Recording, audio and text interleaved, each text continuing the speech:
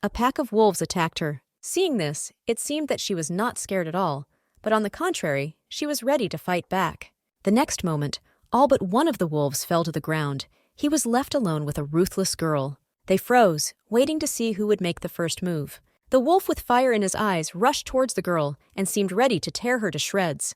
But she turned out to be stronger and easily defeated the bloodthirsty wolf. Finally, she could breathe a sigh of relief and said that after all, in the settlement of newcomers, they are very weak. She thinks that she has a little time before the boss appears. She said she would stay here for the night and come back later. The mysterious huntress began to remove her magic ring, and in the next moment she was in the room, and she looked quite fragile. Suddenly the girl caught a very familiar aroma, and she was very excited about it. After all, it turned out that it was the aroma of her favorite hot cookies. She quickly took the cookies and sat down to drink tea and enjoy the pastries. She said that Anus cooks simply incredibly tasty cookies, and today they are even softer than usual. The girls' tea party was interrupted by the maid, who called her and apologized. The young hostess was not jokingly frightened and thought that something serious had happened. The maid turned to her and asked if she had heard that His Majesty would visit their gardens today. The hostess addressed her by name and said that she already thought that something had happened. The young mistress asked if His Majesty had summoned all his concubines, and the maid replied that he had not at all, and added that the ministers had asked His Majesty to visit all the rooms. The girl asked if this means that he meets each one in turn. The maid replied that she did not know the details of the process, and continued by saying that the rest of the concubines had dressed as beautifully as possible in order to attract the attention of His Majesty. The hostess turned to the maid and said that she had told her not to bother her about trifles, but the maid denied her, saying that His Majesty would come here for the first time in 2 years. The girl asked how many concubines His Majesty had here. The maid answered her that as far as she could know, there were 48 of them. Putting her mug with tea on the table, the girl asked how many of them were just using it. The maid replied that Mistress Feroz and Mistress Heartbarrel.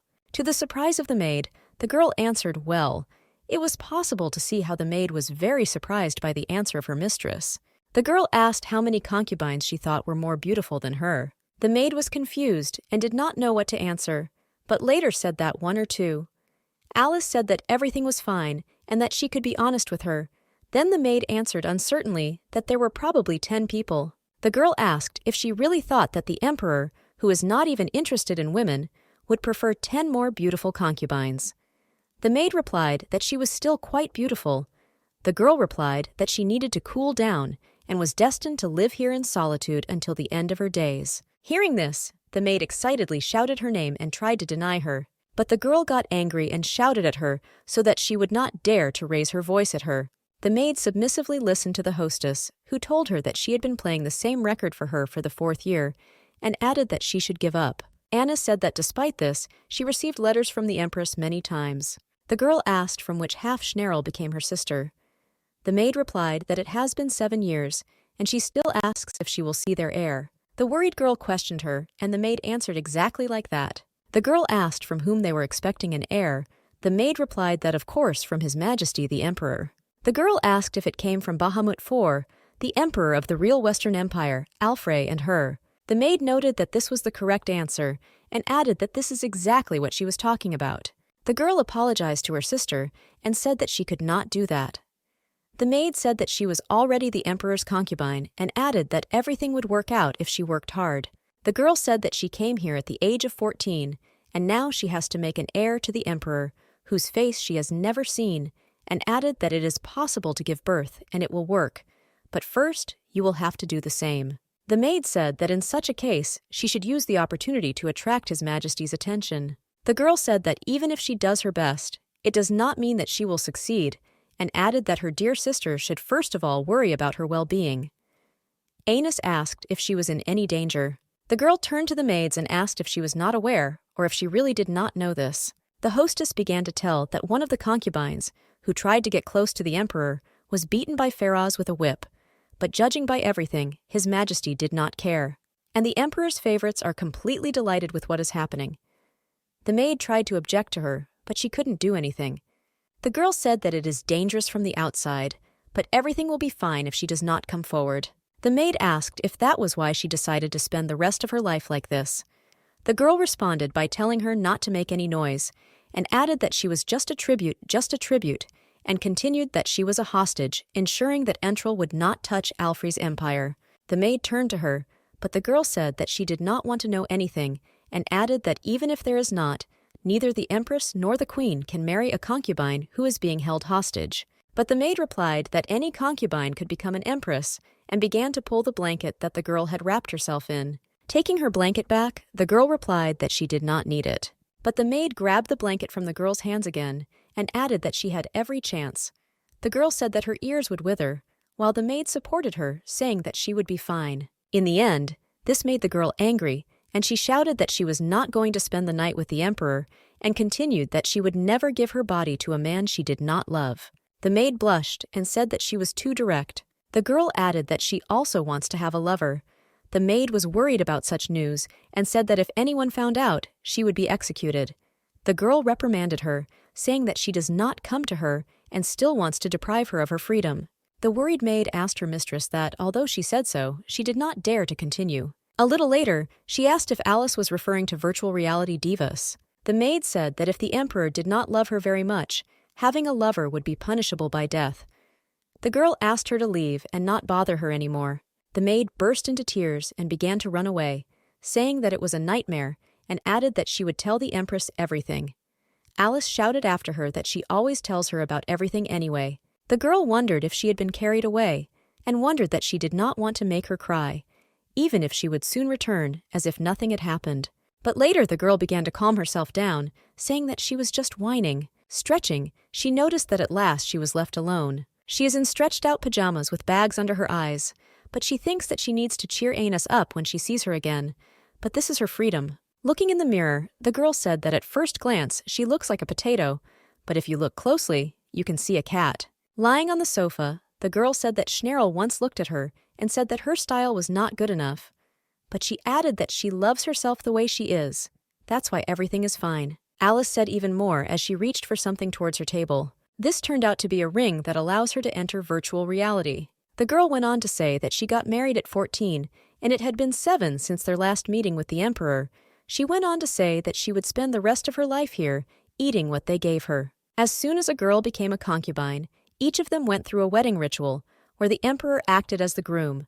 But this ceremony did not give the status of empress. The girl put on her magic ring on her hand and was ready to go on new adventures. Her ring shone, and she understood that although her life turned out like this, she was completely satisfied with this reality. Having found herself in another world, the system welcomed Alice into the virtual world. She felt good as long as this place existed, which meant a lot to her, all because she had a different life in virtual reality. When the girl was in this world, she felt that it was really a free world, that it was different from reality. The girl thought that those who got here for the first time are probably scared by the local deserted atmosphere, but this place is better than a cage, and there is a fresh aroma of nature. And instead of narrow dresses and nightgowns, there is a comfortable and free form of an assassin. The girl thought that she was certainly not one of them, but she really liked this form. Looking at her information table, the girl said that apparently the boss is still not there. The girl was indignant, and asked how many more of them must be caught for him to appear, when suddenly monsters appeared behind the girl. Turning around, she noticed them, but was not frightened. Skillfully jumping away from the monster's blow, she asked why only this trifle is here, although the monster looked very big, strong, and terribly bloodthirsty. But this did not frighten the girl one bit. She grabbed her sword and rushed towards him. Only one skillful swing of the sword and the monster was quickly defeated.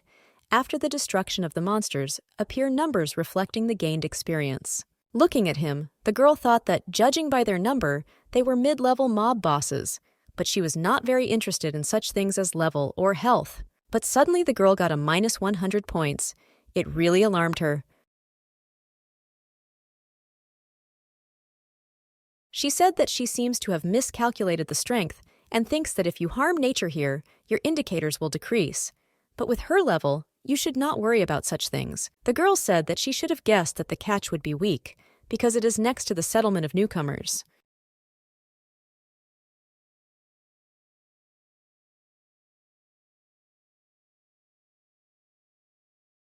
Alice remembered that now is the time to appear in the main boss.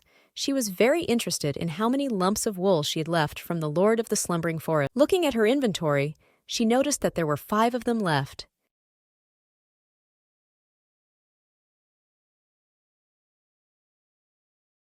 The girl was happy because it meant that she had 5 more to destroy. The Lord of the Sleeping Forest is a boss monster that appears once a day and disappears just as suddenly, precisely because if time runs out or another. However, there was nothing to worry about, because the news that she was here should have already spread among high-level players, and since it is not easy to catch the boss, but the girl still wondered why he was not there, because he should have appeared by now. This prompted her to think that if he appeared in another place. The girl called her carrier, and a pillar of light appeared near her.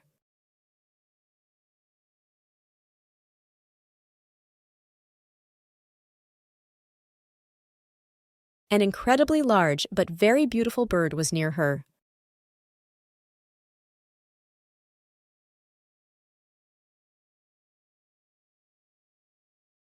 Her name is Pee-Pee. She is her carrier and is forever shouting Pee-Pee. Roadloader is a kind of way of movement in this world, but it is not available to all players. She has not yet been to the east and north, so she does not know about local transport. In the west of Divers, where the Alph Empire is located, they prefer to travel on 4-legged animals, such as horses, and in the south, they move on giant birds.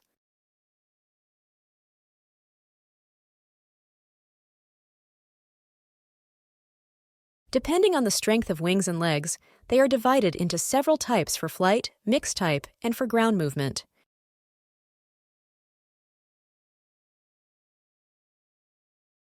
She said she likes the latter because of the soft feathers.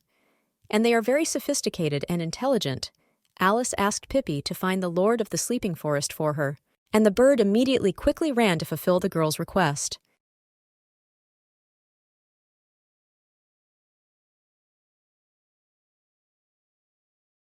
It really gave Alice pleasure. She felt a thirst for adventure.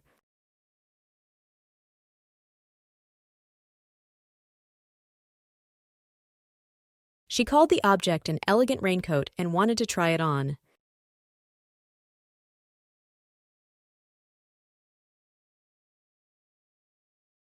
It also caused self-identification, that is, simply put, a mirror.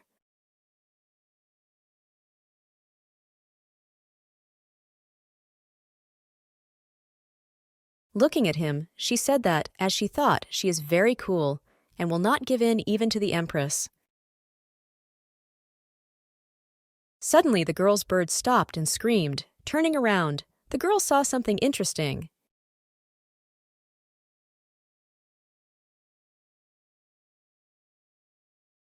In front of her stood the same Lord of the Slumbering Forest.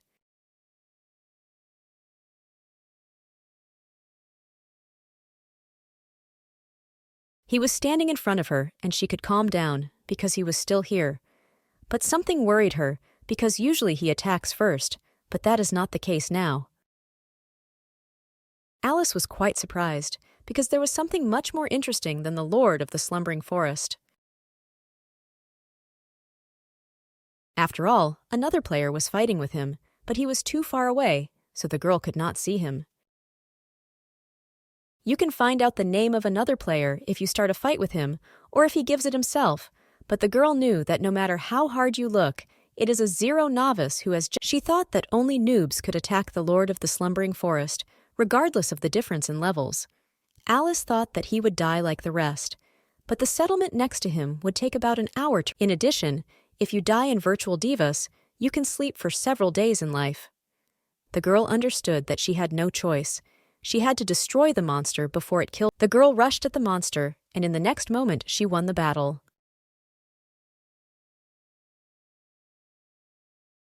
She thought that besides, it was not at all the abduction of someone else's monster for sure.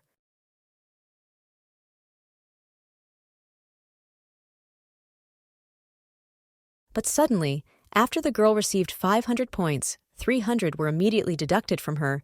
She did not understand what was the matter. She received the Sleeping Forest Lord's wool and said that it didn't seem like a mistake, or that she had harmed the local flora again. She thought it was time to go back, when suddenly she received a message that she had new adventurer's pants. She looked in the direction of the newcomer and realized that he was not there. She was puzzled that he disappeared.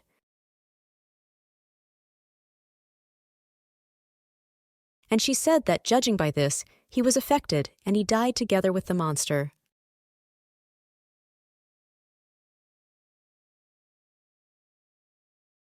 A worried girl thinks that she needs to check the records of player kills.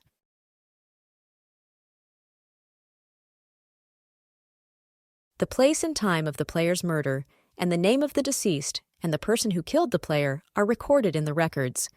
In the records, she saw that the name used in virtual reality, divas, are real names in the world of divers. First name, last name, or patronymic, one of them is but the girl thinks that there are many people with such a name, and the emperor himself is probably in the garden now. The girl thought that it was better, whatever power this name might have in real life, here she is a high-level player. She thinks that all the information about her is in the records precisely because he will definitely come back. The girl thinks that it is a high-level player, but with a beginner, it is a completely different matter. In virtual reality, the faces of the players are the same as in real life. The girl called the Grey Wolf. The girl said that he should grow up as soon as possible.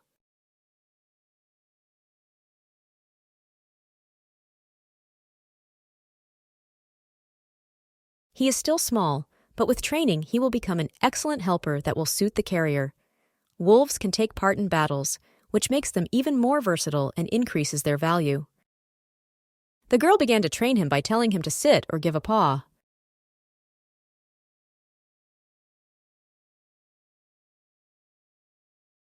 Later, she started stroking him and called him a good boy.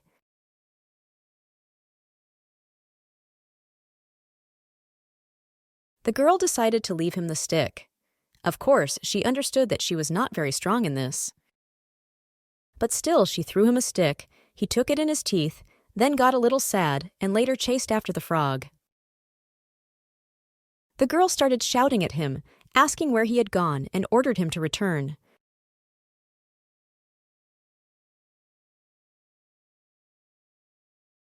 How an angry guy appeared behind the girl and addressed her very contemptuously.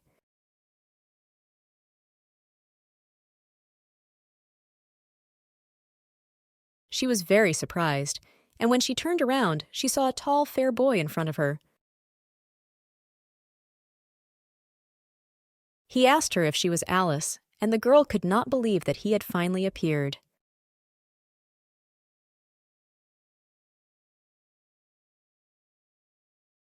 Of course, the girl suspected that the newcomer whom she threw in RK would come after her, only she could not wait for the next two things at all. The guy disdainfully turned to her, asking if she was Alice.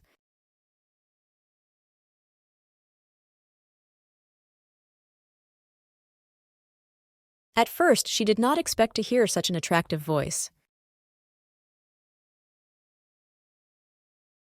And the second is that at the first meeting, he will talk to her so familiarly.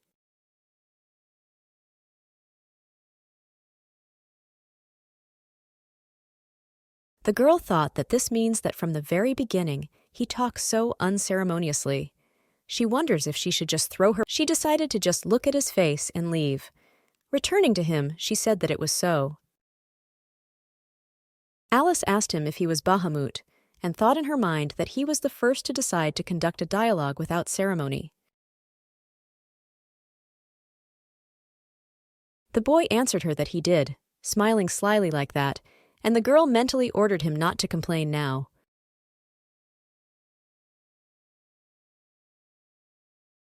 Looking at him, the girl thought that this is what is important, that he is about 185 centimeters tall, and he is such a handsome boy.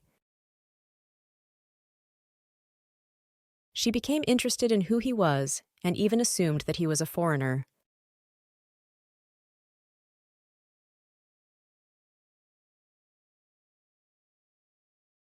She also thinks that of course she does not know where he is from, but for some reason she was so excited. But suddenly she remembered that in general she wanted to have a lover.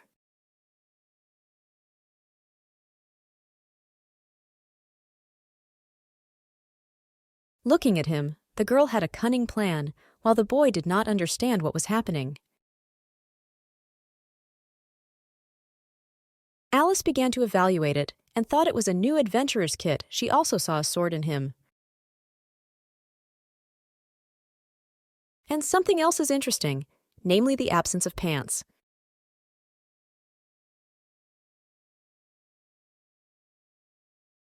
Looking at him, the girl could barely contain her laughter, because he also had underwear marked for novice adventurers, and she continues that since he is a novice, basic abilities are expected. The girl thought that the longer she looked at him, the happier she was. The boy told her that he was shocked. This surprised the girl, and the boy continued that she killed a person, and instead of apologizing, she cynically assesses the situation. The girl apologized and added that RK often happens here because of all sorts of little things.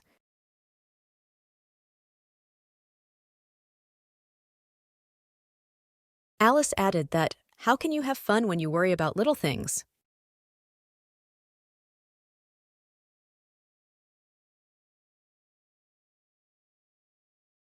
The guy was disappointedly silent, and the girl thought that there was something cute about it. She even thought about whether it is possible and true, it is worth trying to make virtual love.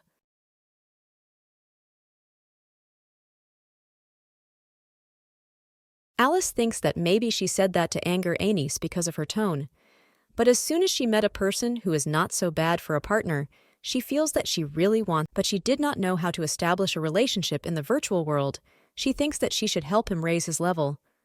The girl said that she heard that many couples developed relationships in a similar way. However, I did not forget to mention that, of course, after that they fell apart because of the gap between the real and virtual worlds. But in any case, it lit a fire in her eyes. She thinks that the virtual reality is such that it is unclear where the boy Bahamut came from, and she thinks that if it is not her, then with his appearance, someone else. Alice smiled, and she was sure that she had made a good decision.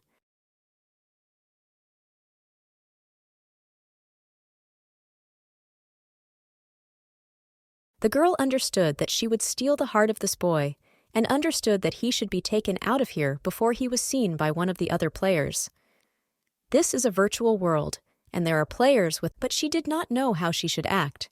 It seems that she sat in the corner of the imperial palace for so long that she seems to have forgotten how to communicate with people. She begins to remember how she behaved before coming to. She remembers how she was attending a ball when they approached her.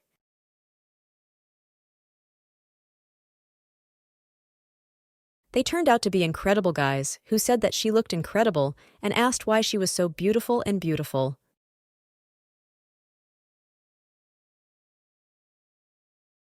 Smiling, the girl thanked them.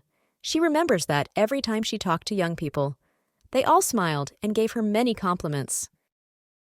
She understands that the first stage will be a smile operation. Smiling, she thinks that she is also beautiful and will not lose his incredibleness. The second stage is praise of appearance. She turned to him and said that, to be honest, he is an unreal handsome boy, but it seemed that it did not cause any positive emotion in the boy, and even on the contrary, it annoyed him a little.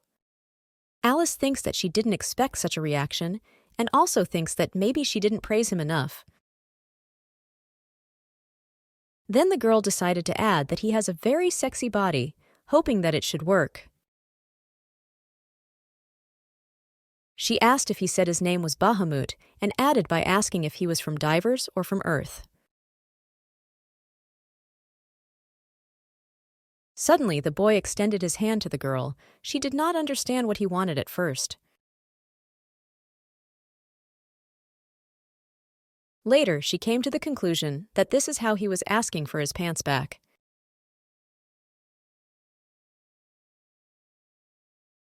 Summoning the boy's clothes, she asked him if he could answer first.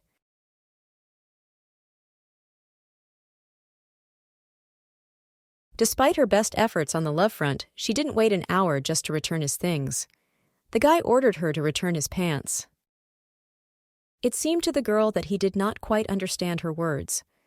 Alice turned to him, saying that when he answers, then she will return. She asked him if he was from Dive. The guy replied that he was already ready to put up with RK and forget about the incident. But pulling out his sword, he said that she doesn't seem to understand the whole situation. The girl noticed that he was quite impatient and asked if he was going to defeat her with this sword.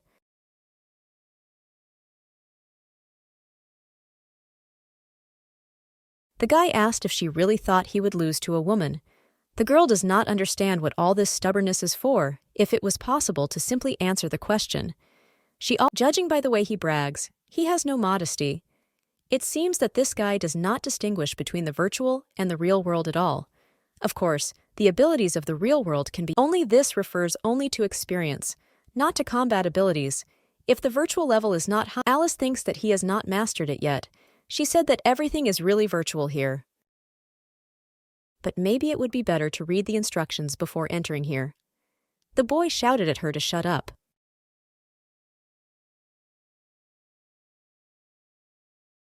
The girl was surprised and noticed that he had the best stance of all that she had seen from local players.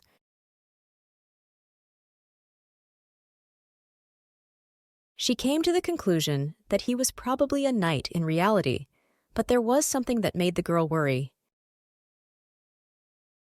With a novice adventurer's sword, she can handle it with her bare hands. Looking at him, she thought that when he was so serious, The guy asked if she was thinking of handling him with her bare hands. He said that he understood her, and in such a case it would look doubtful if he would be a rival for a defenseless woman with a sword. Alice noticed that he followed the rules of etiquette when dealing with a woman. The boy hid his sword and said that in such a case he did not need. She wondered if he was really serious about fighting her, but told him that in that case he could attack first.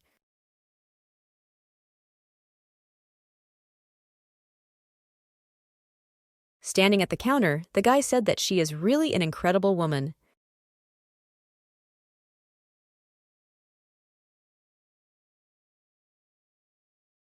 The girl asked if he doubted, and added that she had once caught a bear with her bare hands, while the boy rushed towards her.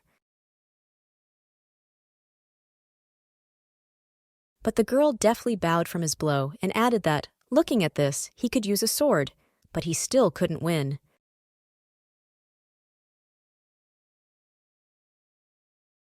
The guy was very angry.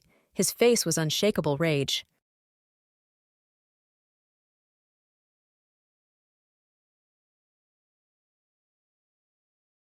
And the girl smiled widely at him as if nothing was happening.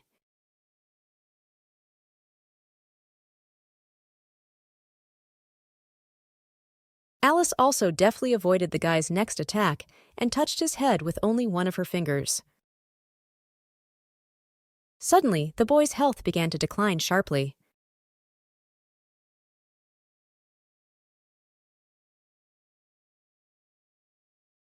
And later he completely died. The girl was shocked, but it was expected.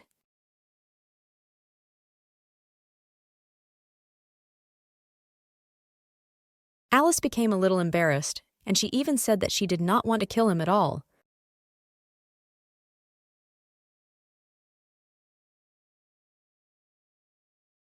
Leaning towards him, the girl said that she was not going to return the pants because of this, and asked if he understood. The girl said that if he resurrects, leaving them here, they will simply disappear, and added that let them stay with her for the time being. The girl noted that her name will be in the list of the RK system, and by clicking on it, he will be able to contact her. Alice asked, but she remarked that if he didn't need the pants, he might as well not.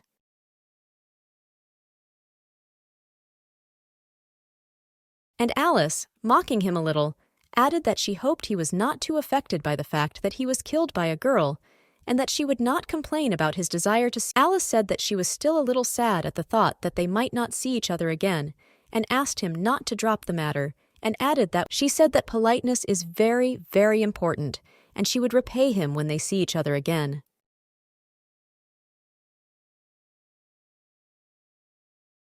Alice received -300 points, and again received a message that she received the pants of a novice, which made her laugh a lot. Laughing, she wondered if she was too cruel, because she was just going to put her pants back on and leave, but she couldn't help herself. The girl said that he was so rude to her, but she still waited for him for an hour to return the pants.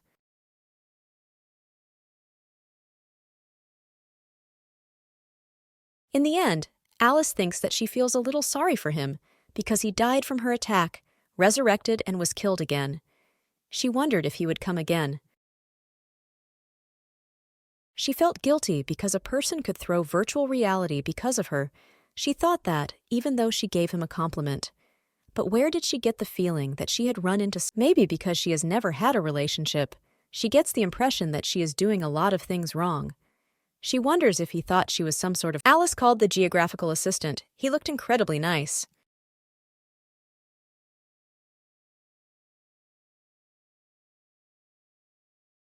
He turned to the girl and asked what she wanted to know. Alice called him cute and said that she wanted to hug him. But the assistant told her that she could only ask what he could answer.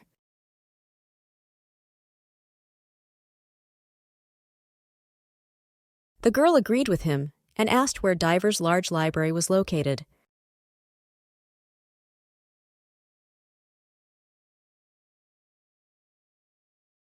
The assistant replied that the library was in the western part of the city where she stayed. Alice asked how long it would take to get there.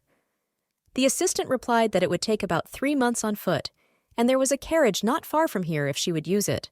But the girl interrupted and said that it was far away and asked if... The assistant replied that it would take about 3 days on foot. There is a carriage moving not far from here. He continued saying that if she uses it, it will take about 4 hours. Alice recalled the geographical assistant saying that she understood everything.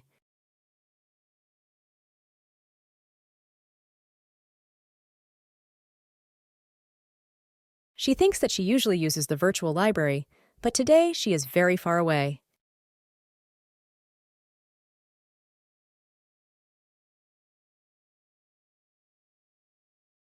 She believes that perhaps in the real world it will be faster if you turn to the Imperial Library of Argur. She thinks that it takes so much effort to have fun and she thinks that he won't be wandering around without pants and thinks that she will come back very quickly.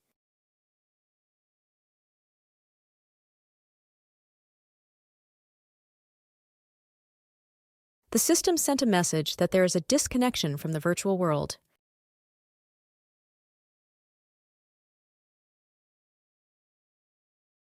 And the girl finds herself in her room again. She thinks that it is time for her to get ready to leave.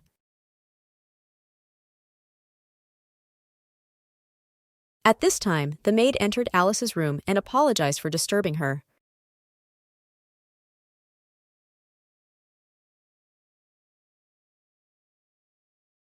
The girl told her servant that she was going outside and asked her to bring a dress.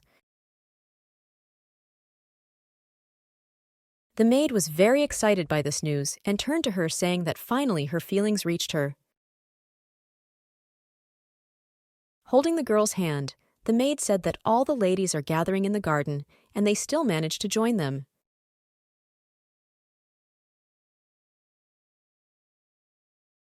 The maid said that in fact, she had already prepared everything and would bring her clothes right now and left the girl singing. They began to gather, and it seemed that the whole estate could hear the girl screaming in pain. The maid asked her to be patient because it is necessary to tighten a little more. The girl shouted that after finishing, the maid could not look back and said that, as expected, it suits her very well.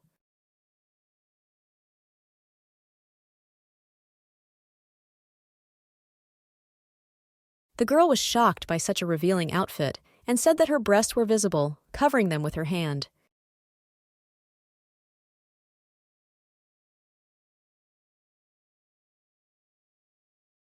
Leaving, Alice said that it was already too much, and Anna said that the men liked it very much. The girl said that she, on the contrary, somehow did not like it and asked why so many ornaments. She went on to say that Alice said let it be, but she can protect herself now. The maid answered her that even if it is so, it is all virtual, and added that it is much more important to get the favor of His Majesty. But later the maid said, why not use the masterpiece from virtual reality? Because then they will be able to realize everything in the world, and asked if it is so. The girl replied that in order to get it, you need to be a player with a name, but later changed her mind and said that even this does not guarantee that she will get it. Alice shouted, saying that this title cannot be taken and received just like that. The maid answered her that the girl asked if she would accompany her in the garden, but the maid answered no, and added that Mistress Pharaohs wished to see only the concubines. After all, because of the maids in the gardens who visit His Majesty, it becomes too crowded.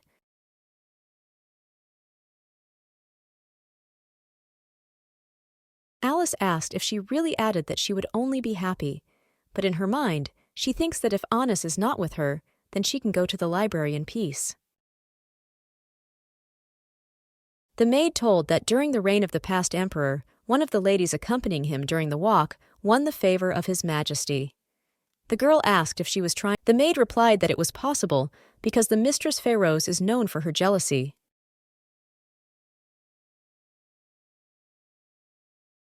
Alice asked her not to say much about it, because if anyone heard her, she would lose her. Of course, the maid agreed and added that she can say it here, because this is her corner, adding that she doesn't communicate so well with other maids. The girl asked if it was true, and then asked her to finish as soon as possible. The maid agreed and said that it would take another minute. Looking in the mirror, the maid said that Alice is actually very beautiful with a lush upper body and an incredibly thin waist. But the girl herself did not understand where she saw the beauty. The maid shouted that the Empress would be very happy when she found out about it. The girl was surprised and questioned her, and the maid replied that she would write her a letter while she was in the garden. Alice begins to feel guilty when she hears this from her, but she did not say. The young hostess had already almost said goodbye to her, and said that in that case she would leave, and Anna said that she should sit down to write a letter. Standing in the doorway and waving her hand, the girl wondered if anything bad would happen if she didn't find out about it, and said goodbye to her maid. Having gone outside, the bright and warm sun began to dazzle the girl.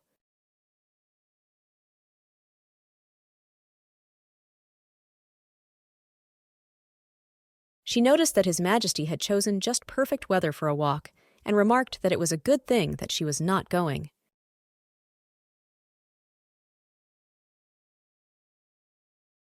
She thinks that it will be necessary to invite Anis to go on a picnic with her, although she only goes to the garden behind the building.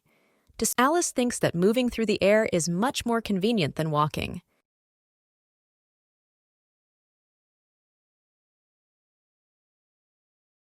She clearly understood that she wanted to leave the gates of this castle, but for now it was impossible for her, because in order for the concubine to leave the walls of the castle, she needed permission. But as far as she knew, none of the concubines had taken a single step through those gates, when suddenly she heard that concubines could not pass through them.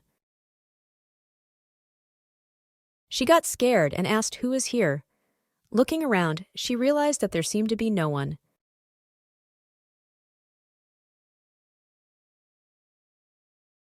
But she noticed that it was not at the level of her eyes, therefore, raising her eyes, she was very surprised. She saw a boy sitting on a tree and mocking her, saying that she had found him. He addressed her, calling her a girl whom he had never seen, and said that as far as he understood, she was kept here as a concubine.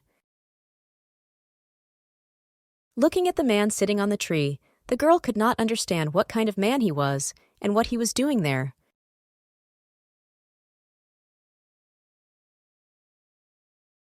The girl looked and examined the mysterious boy sitting on the tree.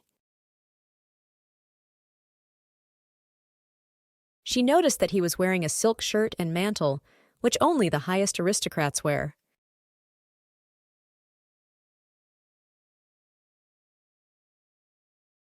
Also, the mysterious guy had red hair and the right facial features.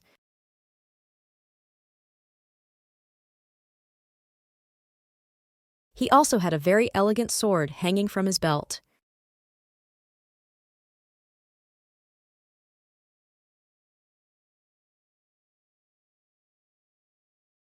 The girl decided to greet the stranger and said that she was pleased to meet him, and also introduced herself and said that she was Alice Muy-Entrel's concubine. Looking at the girl, the boy turned to her and said that usually when people see him, they start apologizing and apologizing for not knowing his name and calling him a noble. But her greeting was very unusual for a boy.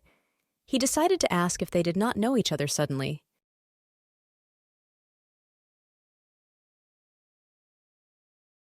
Alice thinks in her mind that she would like to say that, but she wants to know who he is. Therefore, she replied that he does not look like an imperial knight, but she added that few people could afford it within the walls of the palace, and gave that she thought it was the permission of His Majesty. Alice thinks that even though she doesn't know his name, he's definitely not an ordinary nobleman, because outsiders are forbidden to have weapons here. She thinks that there is a high probability that this guy received the permission of His Majesty, and, most likely, such a person can easily marry some concubine. She spent a lot of time in VR and learned a lot. Be that as it may, her instincts told her not to rush into a conflict. The boy turned. He said his name was Winter Cruella Bahamut, and he is the younger brother of Emperor Dante Bahamut. The girl thinks that she is very unlucky. She noticed that this is probably why he talks so informally. But she thinks that one way or another, whether he is the younger brother of the emperor, it is so easy to call him by his name. She wondered what she should do if he. Alice apologized and bowed to him. The guy said that it was necessary.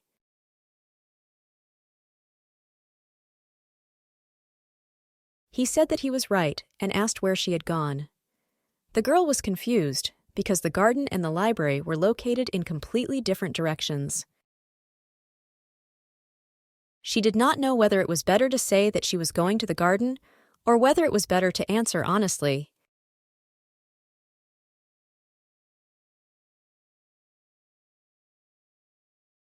Winter pointed his finger in the direction of the garden and asked if he was suddenly not there.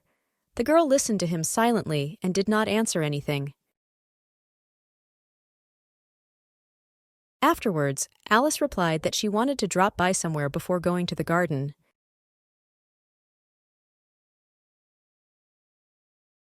The boy bent down and asked her if she wanted to see the face of His Majesty. He turned to her and said that the concubines had been waiting for this day for years and asked if she knew. He turned to her and said that she wanted male attention so badly that she decided to go to another place.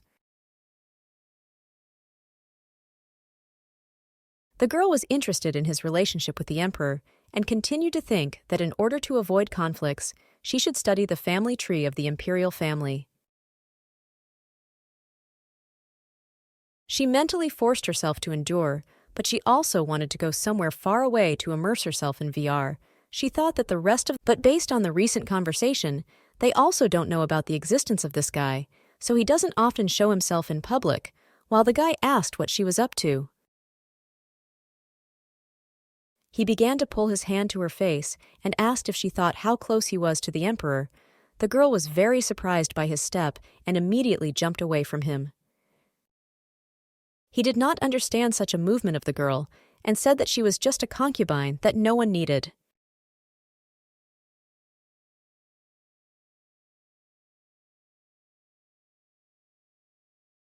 And he continued by saying that, nevertheless, she does not even give him a chance to touch her hair. The girl thought that there was something wrong with him. After all, he uses his position to do all sorts of indecencies. She thinks that it would be good to smear him with wind magic and end it there.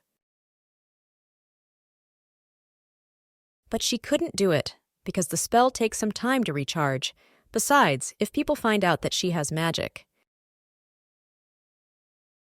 Concubines should not possess magic so as not to expose the emperor to danger. She understood that she would have to keep herself in her hands to avoid such an end. The guy asked if it was difficult for her to answer his question. She said that His Majesty had said that she did not have to be at the party, and added that she would now ask to be allowed to leave. Winter smiled slyly and asked if she had more important things to do than his brother.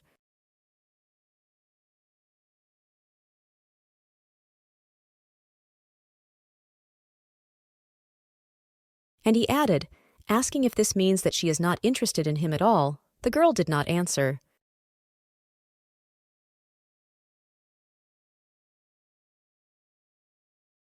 She thought that she did not see the point in answering this question. because her feelings did not concern the emperor in any way. The guy said that something told him that she was going to sit alone in the future, and added, asking whether she had already given up like the last dog. This made the girl quite angry. It seemed that she was ready to hit him on the spot, and she was also thinking about calling the goddess of the wind. To shut his bad mouth, she grabbed him by the shirt and started shouting for him to shut up, calling him a redhead. She asked who gave him the right to abuse other people and shouted that she was very jealous of him.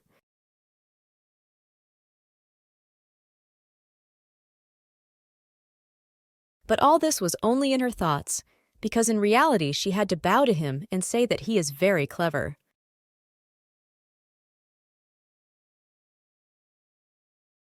She turned to him and asked if he would allow her, the miserable concubine, to go.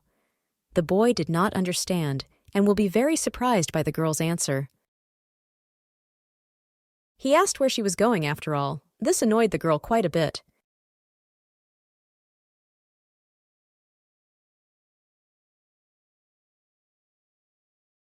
But she had no choice but to say that she was going to the library.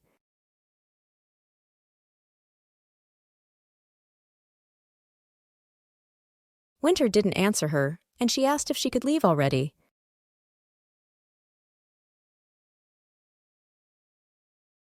The boy did not answer her, and she did not understand what he was waiting for. Alice doesn't think he wants to continue. At that time, she still did, but she decided that silence is a sign of consent, so she bowed to him.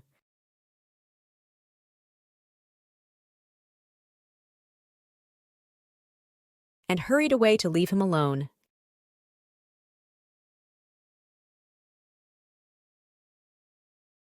Suddenly, she heard the boy asking her if she wanted to know the way to escape from the castle.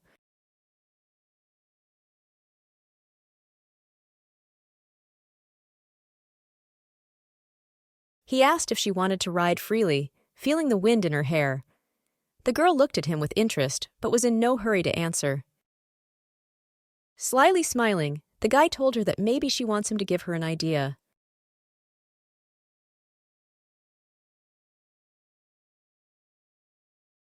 Looking at him, the girl thought that he was very disgusting and did not even know what to think about what he told her.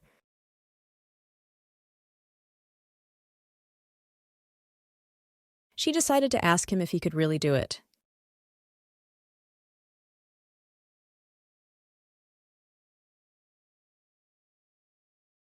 The boy began to look appraisingly at the girl, and it seemed that he had planned something bad.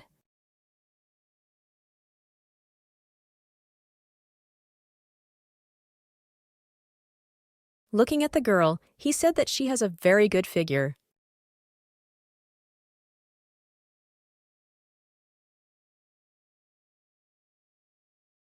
This not only angered the girl, because she understood what he was leading to, but the boy said that everything was very simple. He offered her to become his concubine and added that then she would be free.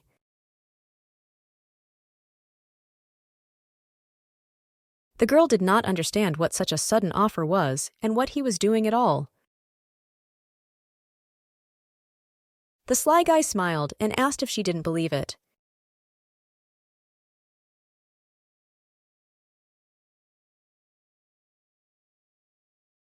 While Alice did not understand what he was carrying at all, because as far as she knows, such a thing is impossible.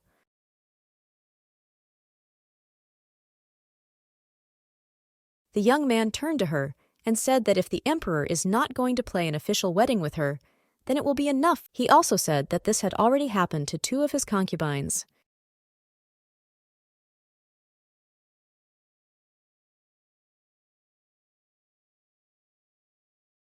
Alice could not believe that it was really true.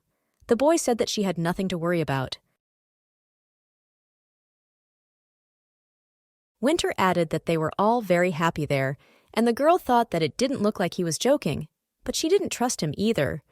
She wondered how he would persuade. The young owner said that such luck does not smile on everyone, but fortunately, it is just to his taste.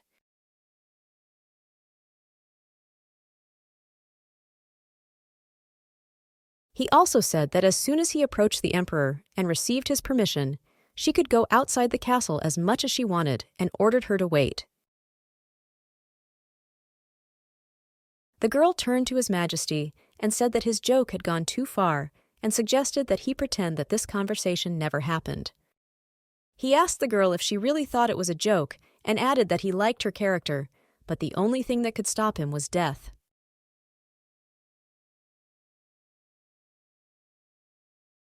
The girl looked at him silently and did not answer, but thought that he was really crazy.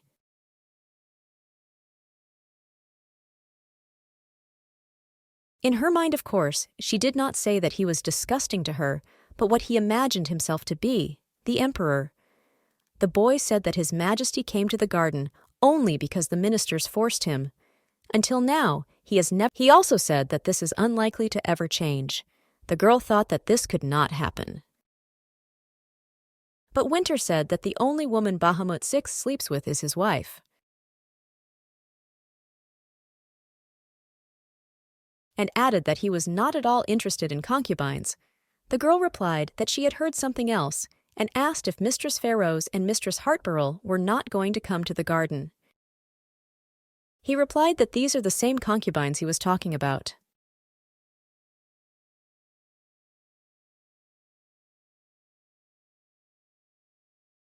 The girl could not believe it, because if they are concubines of this type, then why did they fight so desperately for the chance to meet His Majesty the Emperor? The guy said that if others find out about it, all the blame will lie on her and asked to be more careful with it. The girl mentally begged him to shut up and continued that he was sure that she understood it herself, but how could he transport girls from other countries just to make them empresses of their country? He added that the emperor does not play the ceremony for a special reason. The girl thinks that maybe he is not right, because the vassal states consider Bahamut Einfree a tyrant.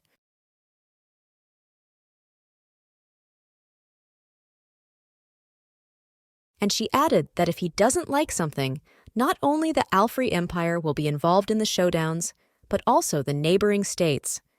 That is why but for all 7 years, she did not spend a single night with the emperor. For him, she was an empty place. But she did nothing, hoping that such a life would. And although the guy was a little offended, he said that she could go. But before that, he poked his finger straight at her. She was very surprised. And the guy continued by saying that during their entire conversation, she had no face, and added that in general he was going to help her, and asked if she understood that, and ordered her to. He said that if she understood him, she could go. The girl smiled, but did not answer. And as she walked away, she was incredibly angry because this guy really got on her nerves, while he stood and waved his hand in her direction. Alice believed that if she heard his voice, she would hardly be able to control herself.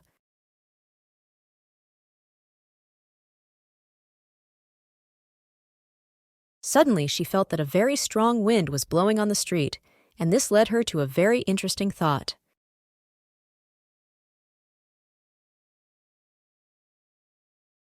She saw a guy who was really annoying her a bunch of mud, and everything turned out by itself. She began to summon the wind goddess Sylphidel.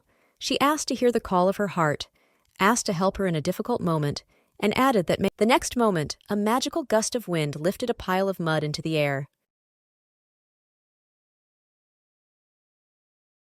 And she flew straight into the very face of this annoying guy.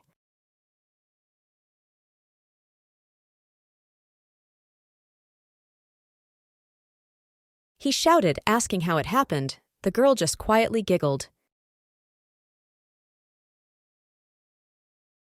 Alice called him poor and added that he got what he deserved.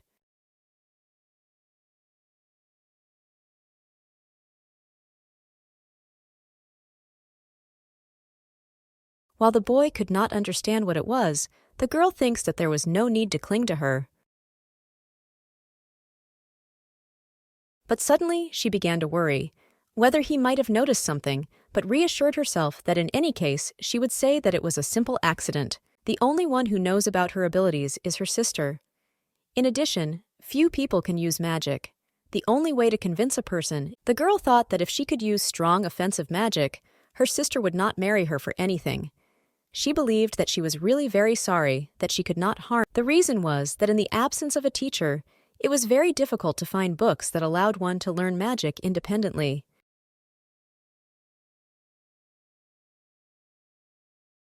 And when she still managed to find books and try to use magic, she was able to create only the simplest spells.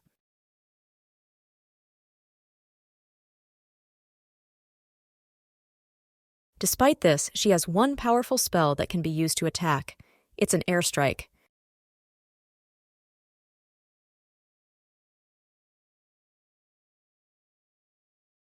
She remembers using it when she massaged her tired sister. According to the books, the history of air magic is very universal and extremely practical. It is a pity that she cannot use. That was when she was 14 years old before she ended up here.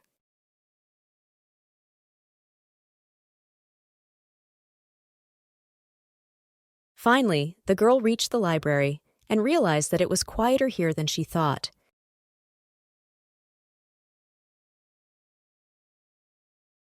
The girl approached the books and began to look at what novelties appeared today, and she was really interested in one of the books. It was a chronicle of Deva's tasks, and it was a new volume. She was very interested in whether there were any new quests.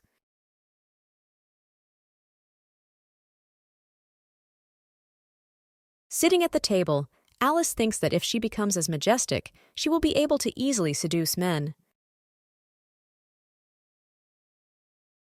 She opened the book and began to read what was new there.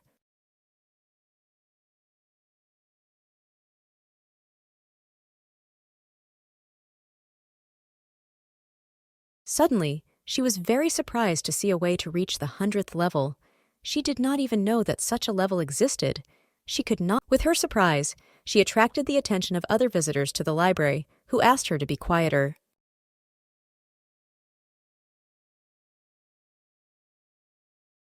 She reassured herself and thought that there was even a guide for the levels.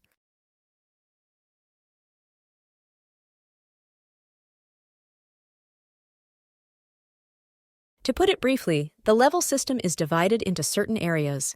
The physical area, which specializes in the use of a bow and sword, the magical area, which is connected with the summoning of spirits, and the household area includes issues of food, clothing, and housing. The area of charisma is related to territorial management. Experience points are obtained for completing tasks, and she thinks that if you reach the 99th level in all 5 areas, then the total level is also 99. The author stretches the number of pages. She thinks that only general information. She was very worried about the question of how she could still reach the 100th level. Suddenly, a man approached her while she was sitting. She paid attention to this, as well as to the fact that there were a lot of free seats here. She was interested in why he sat next to her, but later she realized that she decided to simply ignore him and continue studying the material.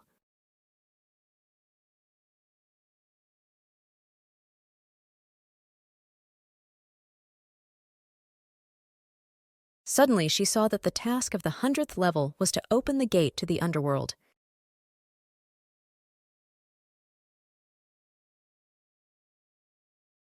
Point 1. Having reached the 99th level, go to the battlefield.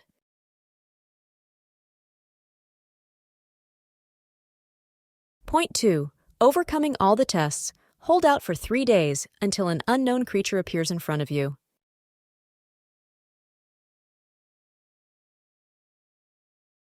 And follow him. Even if you die in virtual reality, you can move to the underworld as if you never died. Point 4. If you complete the quest given to you, you will be able to see the energy of life, which is called the flow of life.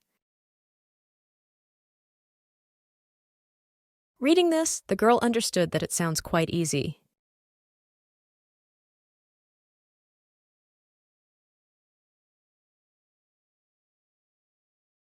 The details will be spoilers, so it is better to experience it yourself.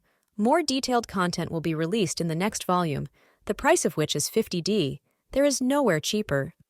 Precisely because there is nothing concrete here, except that a family of 3 people can live for a whole month for 50 days. She was interested in whether they are called cheap. She thinks that 50 days in VR is really a penny, but selling a book in reality. She thinks that even if she had money, she would not be able to buy it. But in the end, she thinks that this is somehow the Imperial Library, and she will probably get here first. She thinks that it would be good if they still brought monthly magazines here. In her mind, she thinks that she is also interested in who was sitting next to her. That's why she decided to look. She turned her gaze in that direction, but she saw only an empty chair, on which there was no one.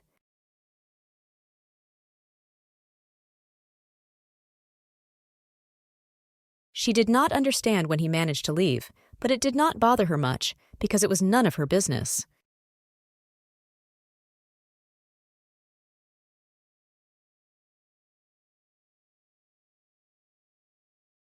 Stroking the cover of the book, she said that for some reason she thought she'd forgotten something.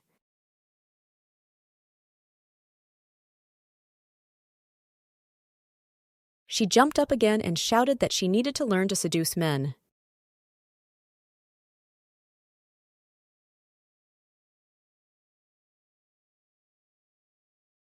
What again caused the indignation of those around her, who once again showed her that she should behave quietly.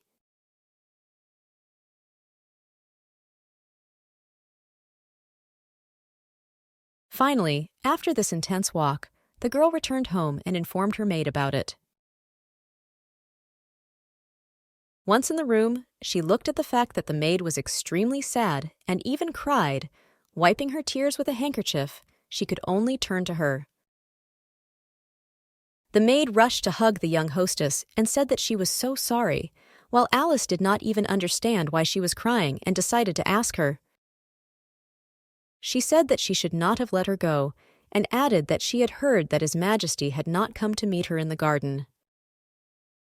The maid sobbed and said that it was difficult for her to imagine how much her heart hurt. The surprised girl asked if he really did not come. The next moment, she realized what a mistake she had made, because the maid should not have known that she was not there. The girl decided to sharply change the subject and said that she was hungry, offering a snack. The maid asked her if she had gone there. She looked so gloomy, as if a storm was about to start.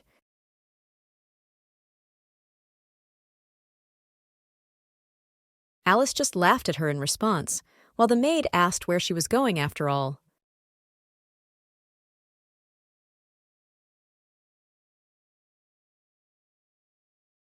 Annis downloaded what she had promised her, and the girl just held out her book and said that this is what she was looking for.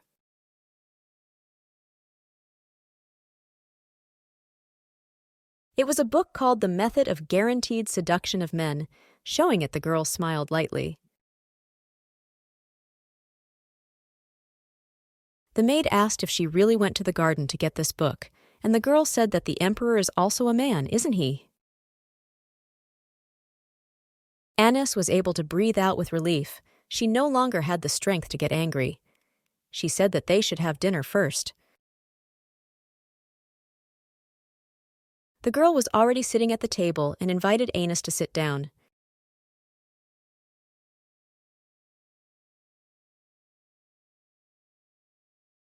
Alice asked how she knew that His Majesty had not come to the garden.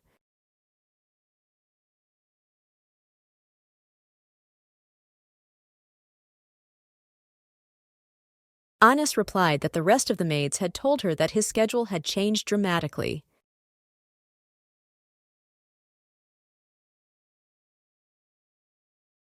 Surprised, the girl questioned her, and she replied that they had come and reported that an unforeseen incident had taken place.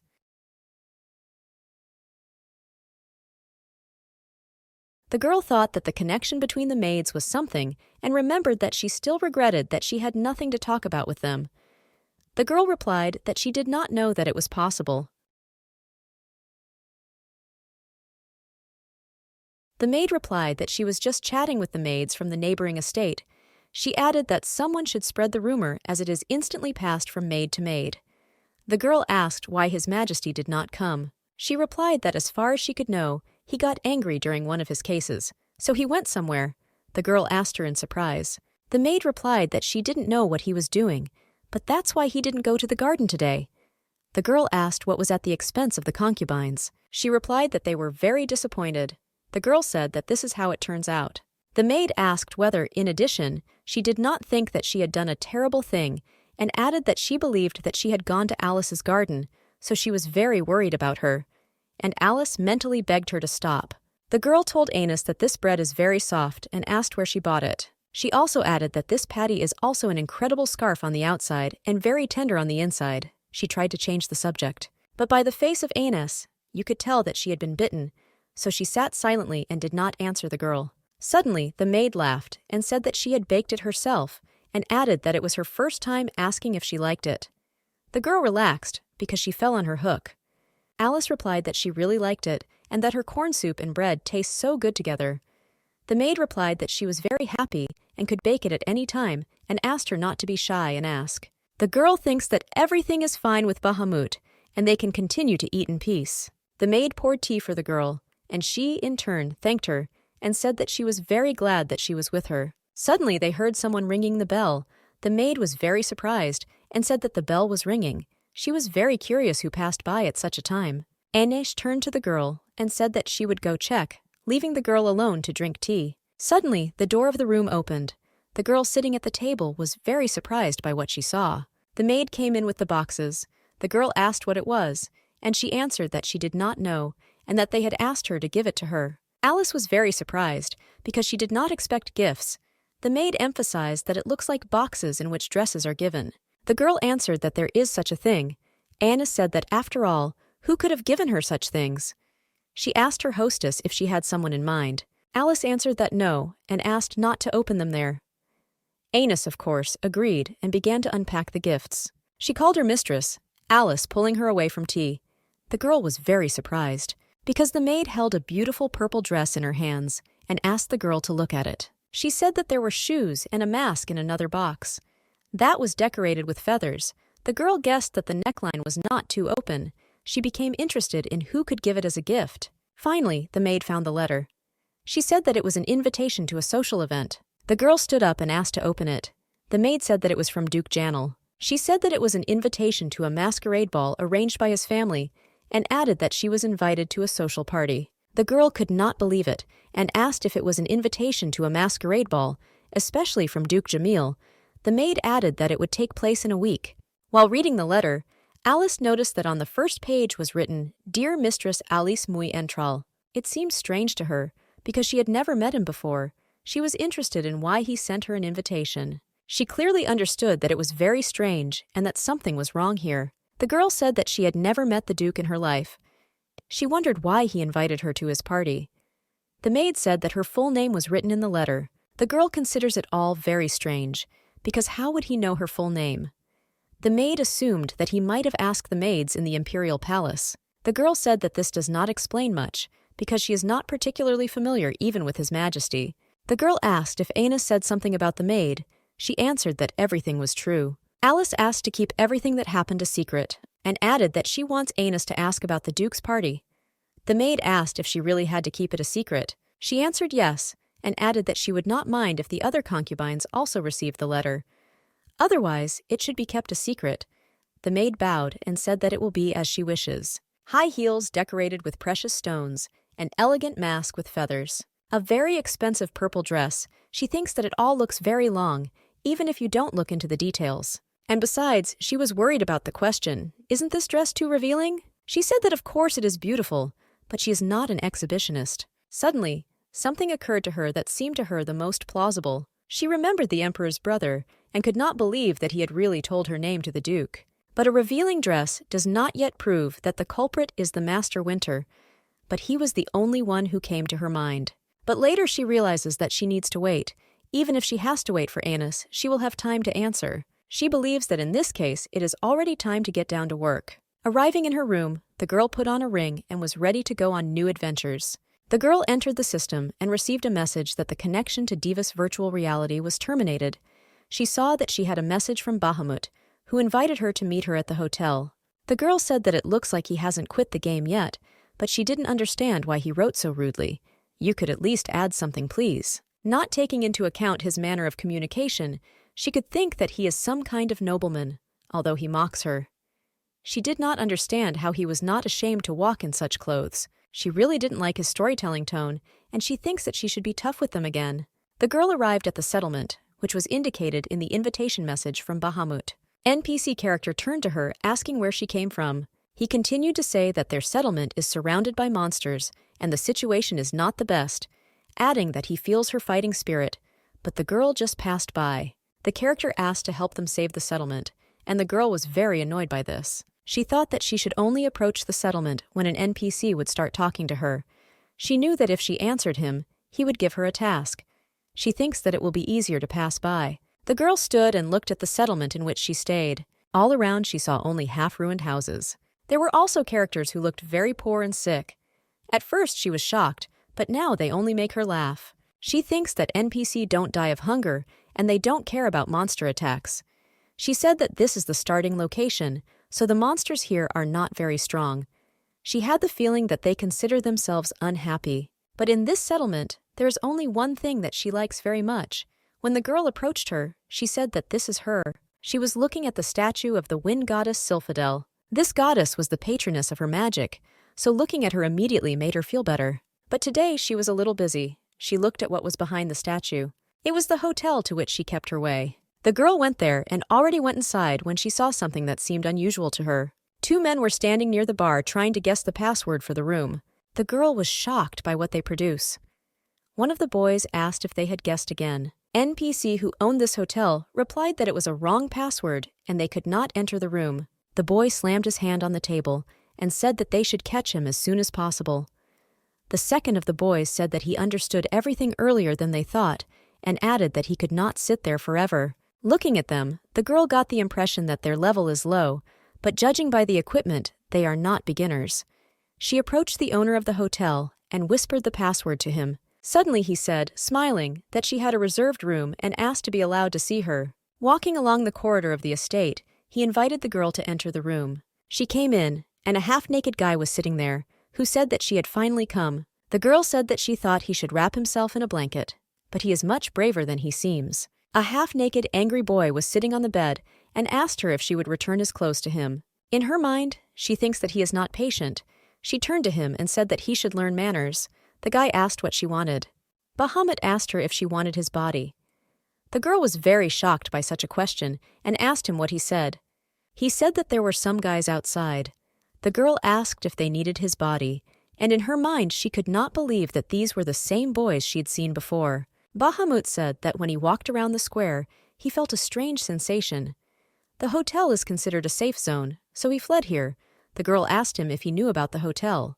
The guy smiled and answered that he learned about it in the library and asked her if she was a beginner at all, because it is written in the guide. He said that no one can attack another player here. The girl noticed that this was to the point. The system considers the hotel a safe zone. You don't need to use skills or talents here. People fight with their fists. So fights in hotels are almost safe. If people didn't fight hard, it all boils down to nothing. She said that he was smarter than she thought, and asked if he was afraid that she would kill him again, so he called her to the hotel. The guy said that it is of course also, but before he could continue, he grabbed the girl's hand. She was very surprised that he attacked her so suddenly. He knocked the girl down on the bed, pressing her with his hands, and said that according to the guide, he has an advantage in the hotel. The girl began to wonder what he was up to, because it remained a mystery to her. Alice was lying on the bed, unable to move. She was only forced to look at the boy in amazement, who, in turn, seems to have begun to imagine that he won a victory over her. The guy started reaching for the girl, trying to kiss her, but suddenly the girl shouted, asking what he was up to. The guy was surprised and said that she herself said that he was handsome and his body was incredible. He asked if she really didn't want it, but the girl continued to lie in silence. Alice only turned her face away from him. The guy did not understand what was happening and decided to ask her. Bahamut said that at first she was so defiant, but when it was time to kiss, she calmed down. It amused him a lot. She asked him if he really wanted to kiss her. Bahamut replied that if she wanted, he was ready to do it in exchange for his clothes. The girl was surprised by such an answer, and the boy asked if she really didn't like him. He said that she asked him if he was from Earth or from Divers, and finally he gave his answer, saying that he was from Divers. This surprised the girl. But he added that at the same time, she said that he was very handsome, as if she was trying to court him, one of the lowest aristocrats. Alice thought that she was wrong and asked if he could forget about it. Adding that she already realized that she was wrong, she explained that she just wanted to find a boyfriend in VR. The guy asked her in surprise. She explained that she was just thinking about it, and he was in the right place at the right time. He was a little stunned by the girl's answer. He decided to ask if she said this not because she knows who he is. But the girl was even more stunned and asked how she knew such a thing. Bahamut said that he would be very surprised when he found out. But Alice replied that if he found out who she really was, it might shock him too. She also said that they met by chance, but they will never see each other in reality. She understood that even if she fell in love with a boy's body, they would never be able to see each other in the real world, precisely because she is a concubine locked up in the palace. And even if he wants to meet her, he won't be able to do it without facing the emperor. He asked her in surprise. The girl answered that it was so, and added that he was just nice to her, so she decided to do it. The girl was very surprised by his reaction, because she expected something a little different. Looking at the boy, who seemed to be in a bad mood, she wondered if he really liked her. He also asked why they should not meet, but Alice only replied that such were the circumstances. Ex-guy said okay and asked if she wants to play love only in VR. She replied that yes and only in VR. Looking at him, she really couldn't hide her delight, because even now he looked very handsome and bent down and asked her why they shouldn't try it. And he said that first they need to finish what they started. The girl started screaming, asking to let her go, and added that she did not expect something like that. But in her mind, she thinks that to be honest, some part of her thought about it. But suddenly her thoughts changed, and she thinks that he is very strong, so strong that he can't even move. The girl started shouting that he proposed himself. The guy holding the girl asked what she would do to him here. When Alice finally understood that there was absolutely nothing she could do, she thought that her business was really bad. She thinks that if she blames VR, it can lead to unpredictable consequences for her family. But suddenly she stopped and realized that they had said more than once that no harm could be done here. She seems to wonder why he is stronger than her. Does he really not want to do anything? But suddenly the girl realizes that she just needs to change her approach and decides to apologize to him. She made the cutest face she could and said she was a little hurt, asking him to let her go. It worked, and the guy took his hand away, releasing it. For some time she lay shocked by everything that had happened and came to her senses. But the next moment she was again in a flame of anger. She started yelling at him that even if it's VR love, it's no reason to go that far. The guy noticed that she was behaving differently again, and she replied that the feelings here are exactly the same as in reality. Ex-guy asked, and said that sex in VR is a completely different matter and asked if it is so. But the girl thinks that it is one and the same, and that is why it is so difficult. She thinks that she has never even held hands with a boy, let alone kissed. Of course she will be excited. She really wanted love, but she didn't want problems for her country, but she understands that she can't say that. She has already begun to think about abandoning this idea. Handing the boy his clothes, she said that he didn't need to know that, and emphasized that she was returning his clothes. He said that he understands everything, adding his clothes to the inventory. Bahamut said that she didn't even hold hands with boys. How can we talk about serious love? She didn't answer him, but she thought otherwise, because she can't just leave the estate. She thinks that it will always be like this unless something suddenly changes. He told her not to worry about it, and added that they will slowly move towards it, and she thinks that he does not even know what she is thinking about. She turned away from him and said that her relationship with the boy is none of his business, and added that she wants love, but does not want physical contact. He asked why that is. She asked if there were enough questions. Looking at the girl who was behaving a little strangely, Bahamut had an idea. He decided to ask the girl if she was suddenly single. The girl was stunned by the fact that he is so smart. Leaning towards her, without waiting for an answer, he said that it was similar. She replied that he was right, and continued that, although they did not perform the ceremony. Smiling, Bahamut asked that she has a husband in reality, but she wants to have an affair in VR. But the girl shouted back to him that he was not her husband at all. He asked, "What then?" But the girl was adamant, and said that there were enough questions, and continued by adding that she told him everything that was needed, and added that she would ask him not to touch her. She started stuttering, and said she just wanted true love in VR. The guy was surprised, and asked her if she really wanted sincere love and nothing else. She replied that she didn't need anything else. He asked her if she was serious now, but she did not understand his question and decided to ask if he had something against it. Bahamut asked if she wanted money or power. She said that they should not know each other, but in this world she is many times richer than him. He asked what about reality. She waved it off and asked what difference it made to him, because they would never see each other again. He asked if she wanted to use him to do things she couldn't afford in the real world. Smiling, Alice answered that something like that. He said that all she really needs is love. Bahamut added that it seems that in reality the man does not love her at all, but the girl replied that they had never even seen each other. She thinks that for others he is a noble man, but for her he is a thief. She replied that she doesn't even know how to fall in love with such a person. Alice asked if he had heard of political marriage and added that it had happened to her, saying that to others he was a noble man, but to her he was a thief. He said noble, but a thief. She replied that if it hadn't been there, she would never have even seen him. Bahamut asked if that was why she wanted love in VR. She replied that she really thought about it at first. She thinks that this is exactly why she wanted to seduce this handsome boy. But as soon as everything became serious, she hit the brakes. In other words, she did the wrong thing. She said that in short, she does not like this place, adding that this is why she is leaving, offering to talk outside. Bahamut asked her if she wanted to kill him again. She shouted that she would not kill him, except that last time she did it by accident. He asked whether some men were also waiting for him there. She answered yes, but now he has nothing to worry about. Suddenly, to the girl's surprise, he agreed to become her boyfriend, but only in VR. Returning to him, she asked what he had just said, and the guy offered her to meet, but only in VR. He said that at the same time he has one but important condition. The girl was surprised that he has some other conditions, but Bahamut said that she will protect him until he becomes strong enough. Alice did not answer him. Later, he asked if she wasn't proud of her strength, or if these were just empty words. The girl answered that everything is exactly like that. She is strong. He asked if she could handle the men waiting for him outside. The girl answered that it was easy. He said that this is good, and it means that she will protect him from them. She did not understand whether he was saying this seriously or just wanted to take advantage of her, because looking at his face, she could not understand anything. Bahamut said that in that case, they could continue from outside. The girl agreed, and they started to leave the hotel room. The NPC character said that all the rooms are occupied, so he can't let them in. The boy, who was still trying to get into the room, wondered when he would come out, saying that it was enough to sit in the room. The guy and the girl left the room and finally said the password 9412.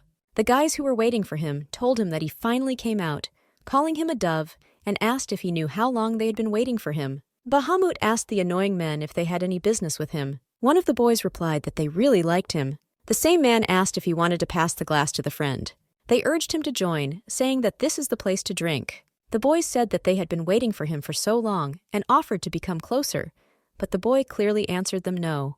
The boy said that he was not into boys, and at the same time he had an incredibly serious look. He also asked them to leave. The girl was shocked because she did not understand what was happening. She could not believe that they were waiting for him only for this. She did not understand how it happened. The boys said that he is handsome, so they wanted to solve it in a good way, but it seems that it will have to be done in a bad way, and the other added that he should be punished. The shocked girl thinks that they even took up the weapon, whether they really liked him so much. It seemed that the boy was very calm. He turned and called Alice. He said that she should show her strength. She could not believe that it was he who was rushing into a fight, and she had to decide.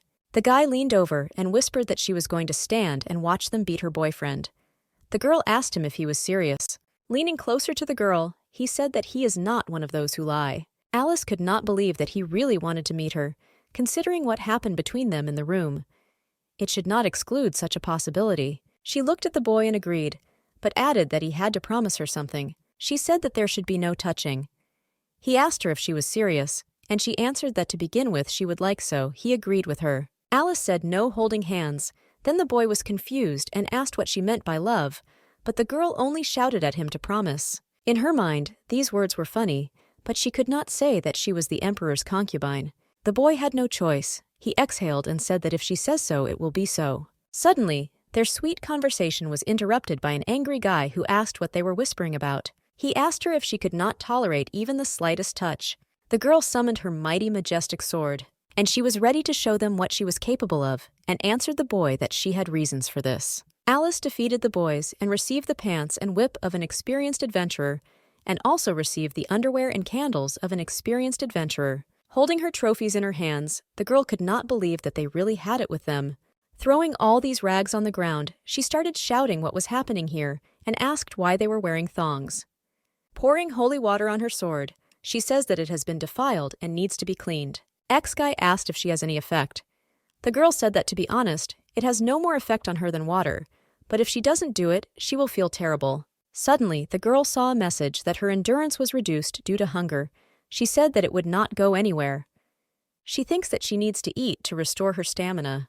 While lighting the fire, the girl receives a message that it has become more intense. The guy asked if they were going to burn all these things. The girl looked at him in surprise and asked again. Bahamut asked if that was exactly why she started the fire. The guy threw things into the fire, and the girl replied that it was not for that at all. She thinks that even if the two return for their things, they won't be able to get them. Also, she said that they did not look expensive, so she thinks that there will be no problems. Alice asked what he was going to do if those men found out about it.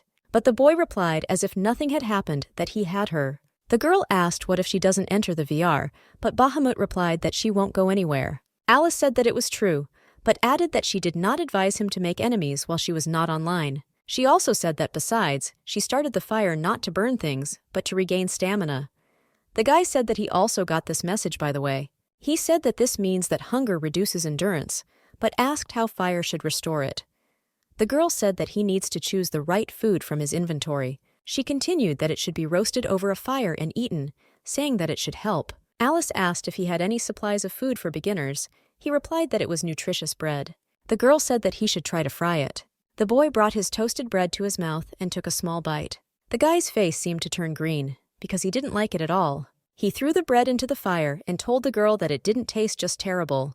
The girl was surprised and asked him if he burned it now, and he replied that he would not eat it. Alice tried to argue with him, saying that he could have been eaten, but he replied that an abomination will always be an abomination. She also asked if this was the only food in his inventory. She understood from the boy's face that this was the case, and asked how he was going to regain his stamina. Suddenly, the boy's eye fell on the barbecue that the girl was holding in her hands.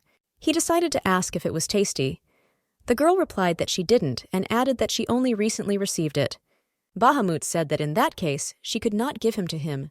She was really not happy with his request. Alice said that in general, it is very expensive and added that she got it thanks to hard work, but the guy said that it was just an ordinary kebab.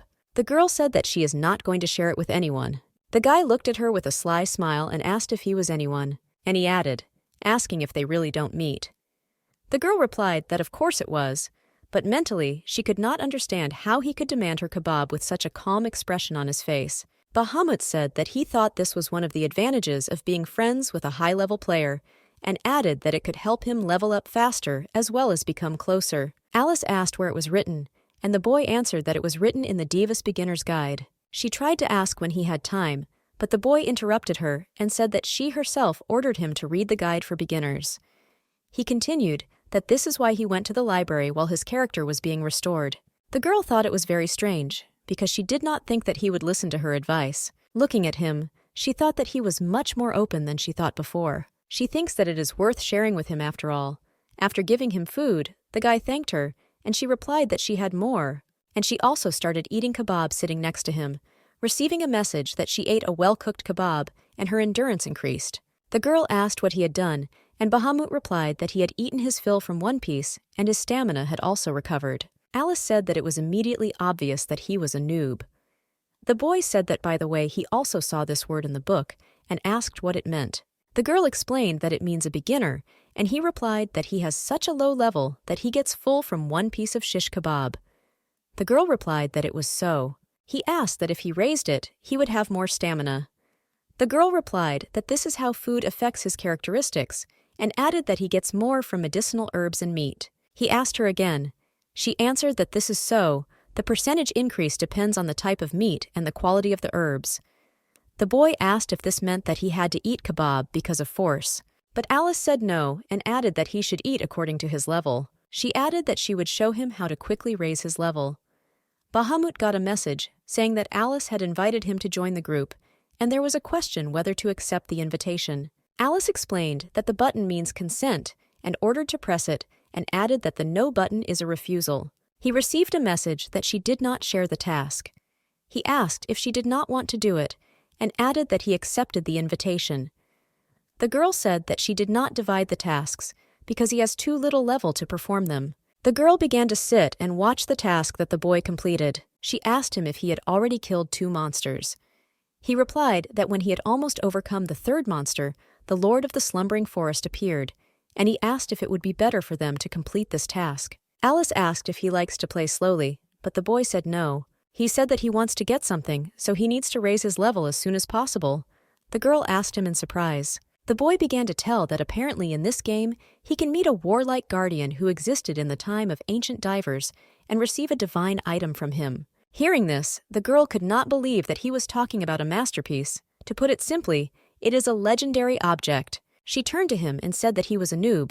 But how did he know about this item?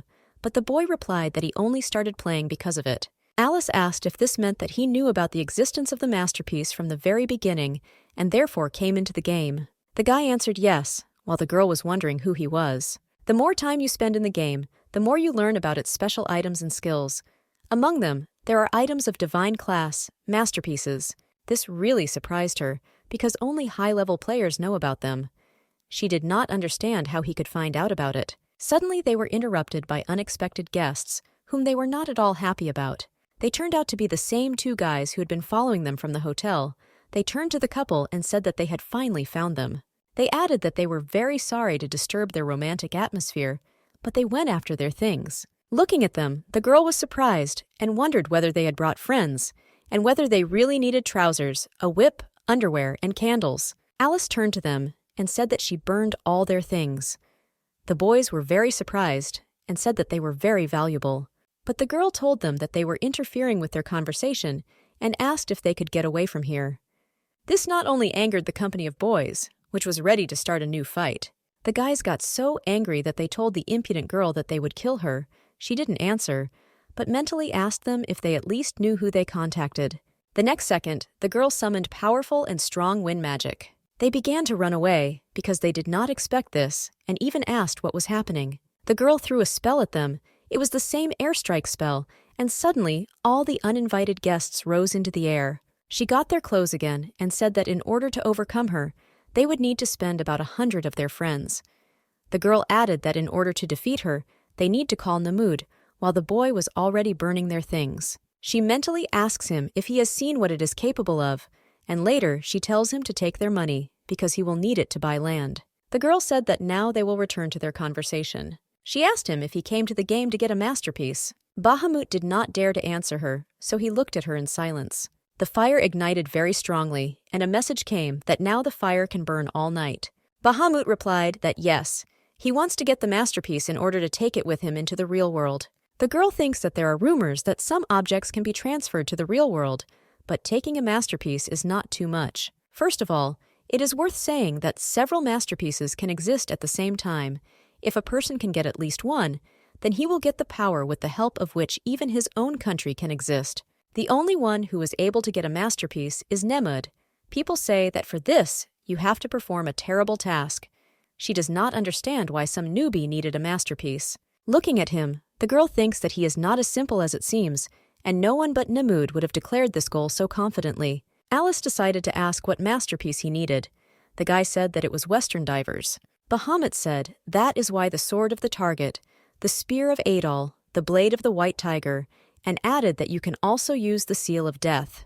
But later, he thinks that the best option would be Ponson's fiddle or Lord Kungaz's dragon's tooth. The girl was very surprised because he knew the names of all the legendary objects. She asked him if he at least knew what he was talking about. The boy confidently replied that of course he knew, and that all these objects existed in ancient divers and asked that it was not so, but Alice asked him how he learned about them in general. The girl's question was incomprehensible to the boy, so he asked why he should report to her. Alice replied that it was because she was very surprised. She asked him if he really wanted to receive all these items. Bahamut replied that of course he needs them very much. The guy turned to her and said that, by the way, will his girlfriend help him? But unfortunately, the girl did not find the words to answer him.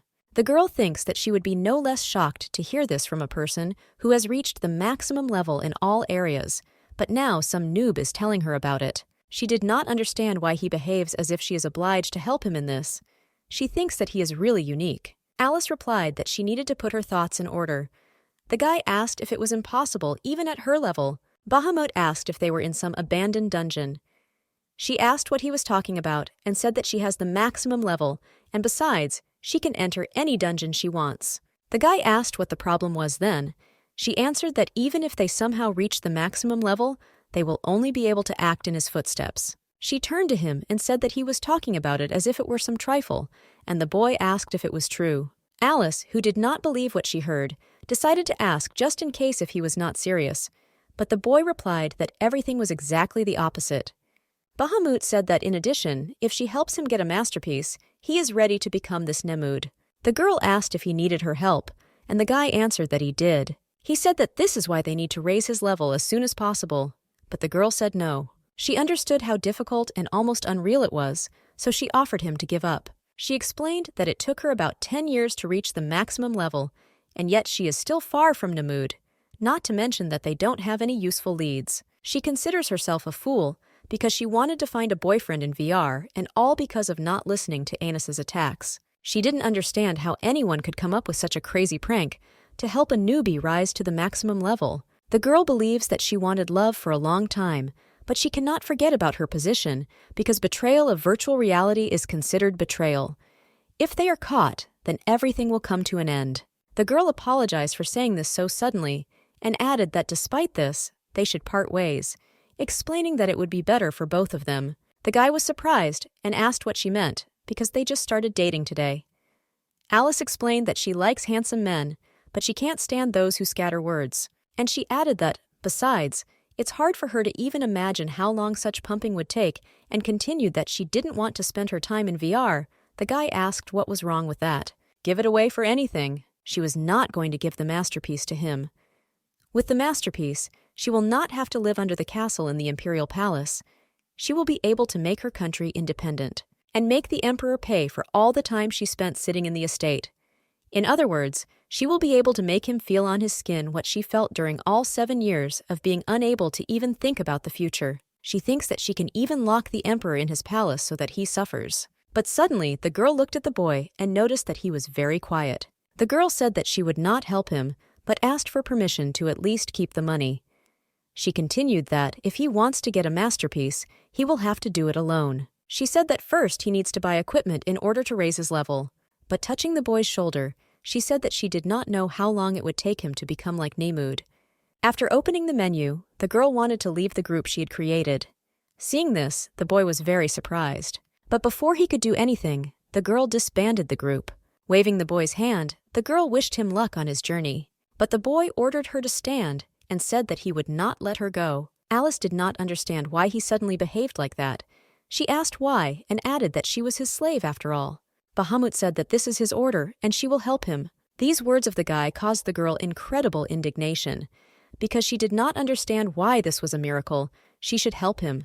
The girl approached him and asked if he at least knew who he was giving orders to. The guy said that if she leaves, he won't leave her alone. Alice could not believe that he was really threatening her. She asked why she should help him and what it means that he won't leave her alone. The boy shouted that this means that he will find her in the real world. The girl laughed in his face and asked if he would find her in the real world. Wiping her tears from laughter, she said that it would be so if he succeeds, she will give him a rare object, and thinks in her mind that 1,000 years will pass before he finds her. Pulling the ring off her finger, she wished him luck in raising the level and called him a Nubuk. The girl found herself in her room and received a message that the connection with the virtual world was broken. As soon as the girl stood up and could breathe a sigh of relief, Anus turned to her. She said that she learned interesting information about the party. At first, the girl did not understand what kind of party it was about, but later, the maid asked her if she had already forgotten that she had received an invitation. The invitation from Duke Janel, the girl remembered, and looked at the invitation. She remembered that she instructed Anus to find out about the party, and she herself went into virtual reality. Alice couldn't wait to find out what she was able to find out, and she asks what's there. The maid whispered that only 3 people had received this invitation. The girl was surprised and asked if it included her, and added by asking who the other 2 were. Anus answered that it was Cape Feroz and Cape Heartbarrel. The girl was shocked by such news, because she is from a different type of concubine. The maid said that it was very strange and asked if nothing crossed her mind.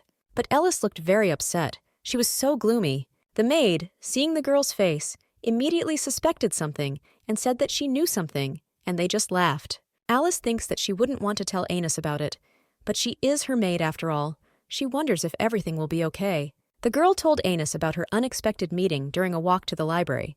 The maid was very stunned. Alice noticed that Anus's mouth was open. The maid asked if this was the younger brother of His Majesty the Emperor, and added by asking why the Emperor was hiding him. Alice said that she did not know, and added that when she first heard about it, she was also surprised. She added that he also had a weapon with him, so she doesn't think it was a lie. Anus said that in this case, she thinks that this is a real invitation. Alice replied that only if he did not lie. The maid asked what she was going to do, but the girl could not gather her thoughts and answer. She asked if she could save her home if she were the Emperor's concubine. Anus asked why she shouldn't ask about it at the party. But the girl noted that it is unlikely that she will be able to recognize anyone behind the mask. She also added that at least now it becomes clear why the dress and other things were sent to her. She continued that this is probably how His Majesty wants to find her among others. Standing up, Alice said that in this case, she needs to invent a reason for the refusal, and added that she is not a doll to be played with.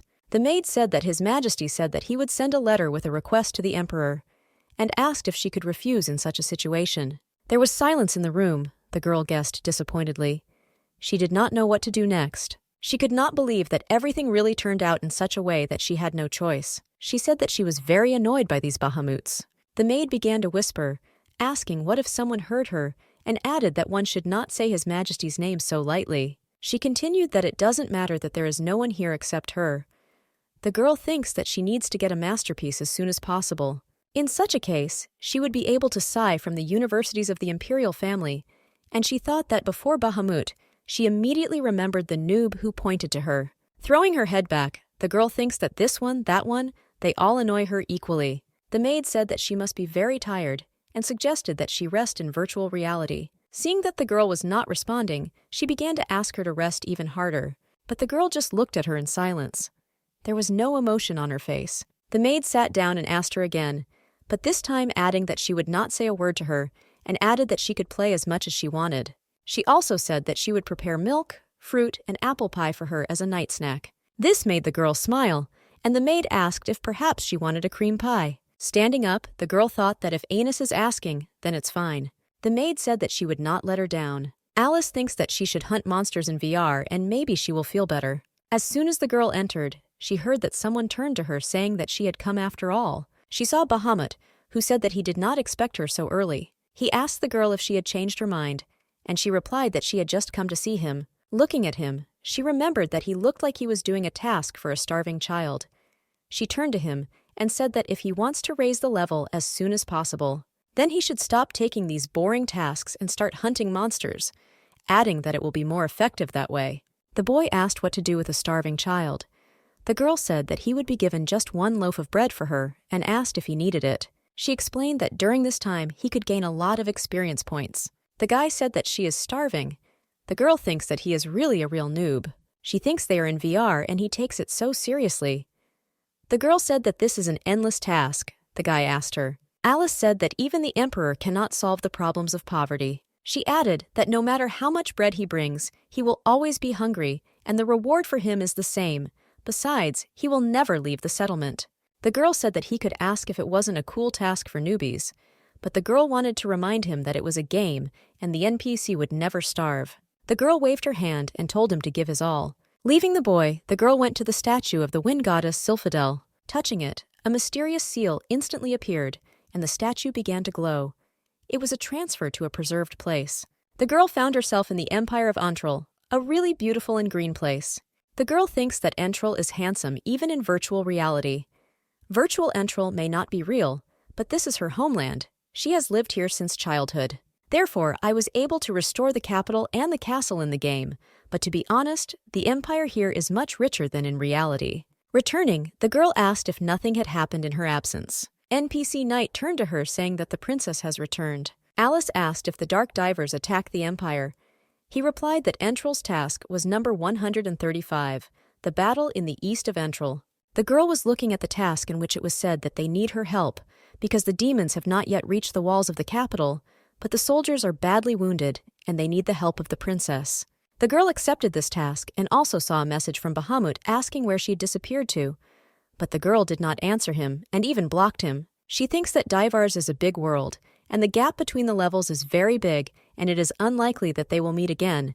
In the best case, they will see each other in 10 years. The girl thinks that theoretically he can go to other regions when the level is increased. She also thinks that the culture in the East is very different from the West. She mentions that she used to travel a lot, but unfortunately, when entering another region, the player loses about half of his levels, and without the usual equipment, it is difficult for people to complete tasks. Elam thinks that this is why they end their adventures and return to the past region. Among all, the region called Dark Divers is considered the most difficult if the player goes there, how his level decreases, and in the future, as the levels increase, he also continues to decrease. The girl thinks that she has had enough of these conversations, and it is time to complete the task. She calls an air carrier and Pippi flies up to her. The girl was very happy to see him again. She started stroking him and saying that he is a good boy. Sitting on her horse, she asked him to take her to the east, and at that very second, they very quickly ascended into the sky. The girl thinks that the scene should start right now. She hears that the princess has advanced to the battlefield. The knights also sat atop the birds and shouted that they should help her. They also took off into the sky. There were so many of them, and they all flew at high speed after the girl.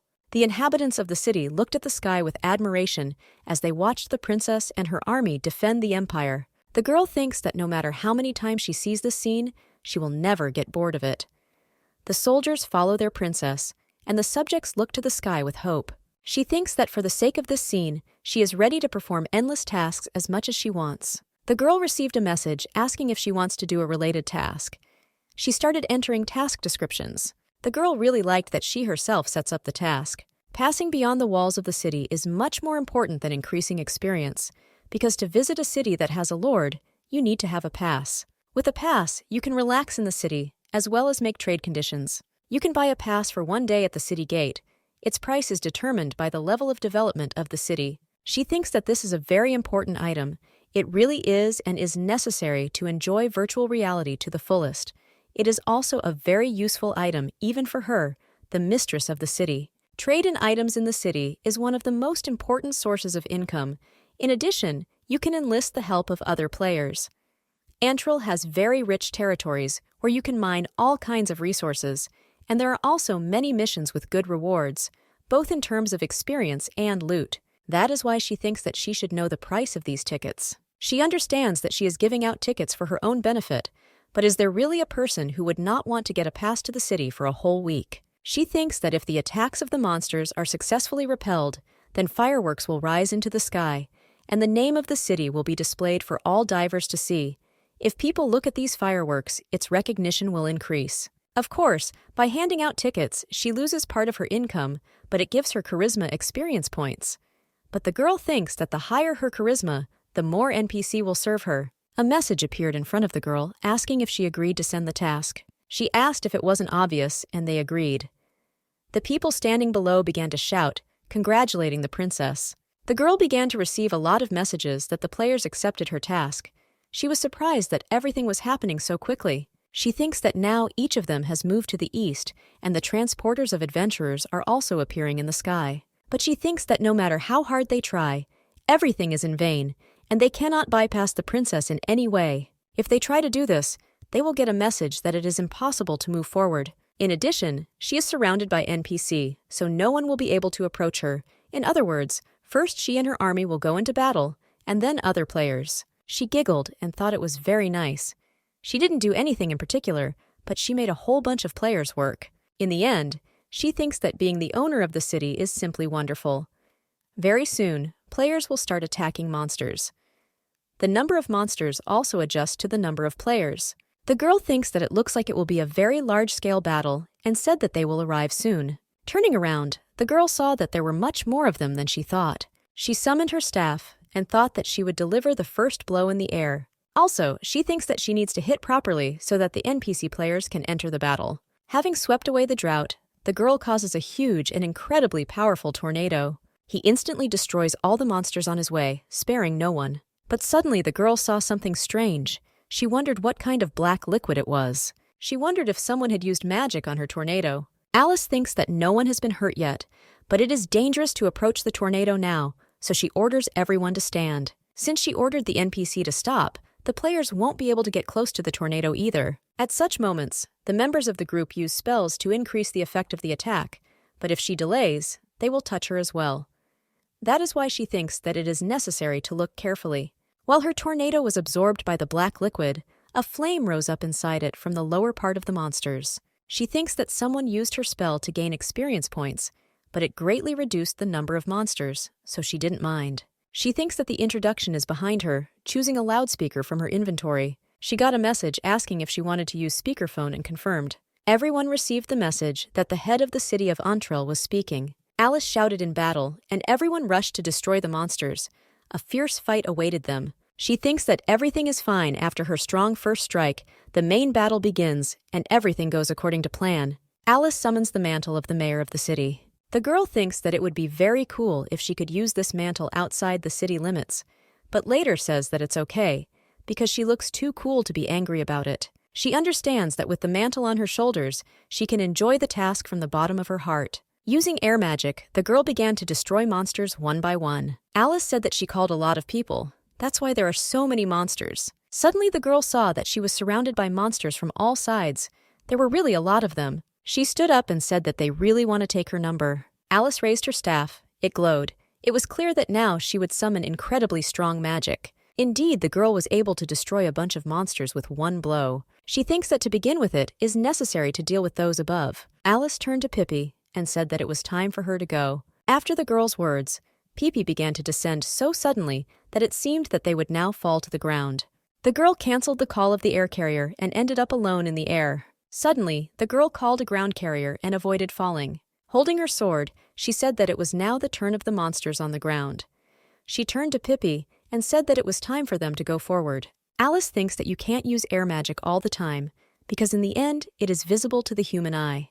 And she thinks that Tornado is one of the most effective spells, but it would be too dangerous to use it now, because she doesn't want to harm other players. She saw that the monsters destroyed one of the players, and could not help but intervene. The girl, who skillfully wielded a sword, cut off the head of one of the monsters. 2 more monsters came to replace him, but this again did not affect the girl in any way. After all, with the next blow, the girl overcame 2 monsters at once. She thinks that it is very pleasant for her to fight with a sword. Suddenly, something happened that really shocked the girl. Alice was wounded in the hand.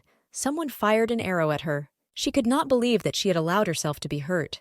The girl pulled out an arrow and received a message that the effect of bleeding, and she will receive periodic damage -100 per second. After looking into her inventory, she realized that she didn't even have an anti-poison with her, and from now on, she would receive periodic wounds. She thinks that it is not that dangerous, but she would not like to lose her health for nothing, because if the boss suddenly appears, she will have to fight with all her might. She wonders if it is possible to wait a minute and use the potion.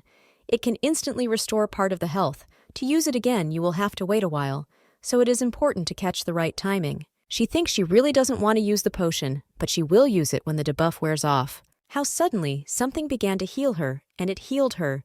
She received a message that the bleeding status was removed. Alice saw a girl and wondered who she was, because she was the one who treated her. The girl received a message that her health was recovering 30 per second.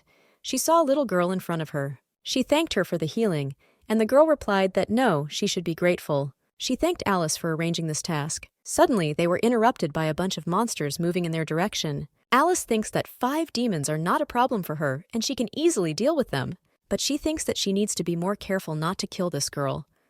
Also, she thinks that plus 30 health per second seems like a small level to her. Usually, healers hunting in these places can embody at least 200 health per second, and those who have specially pumped the healing area can restore even more. Alice thinks that she mostly heals allies and puts buffs on them, but never takes part in battles. She also thinks that she should go help the others. She thought that it was too dangerous here and ordered the girl to hide behind her, but Alice turned around and was shocked by what she saw. After all, this little girl was holding a hammer in her hands and was going to strike. Alice understood that she needed to get out of here as soon as possible. The next moment, the girl delivered an incredibly strong blow, so that even the ground cracked. So she really defeated all those monsters that surrounded them. She said that she wanted to use divine power to heal the head of the city, but they messed everything up.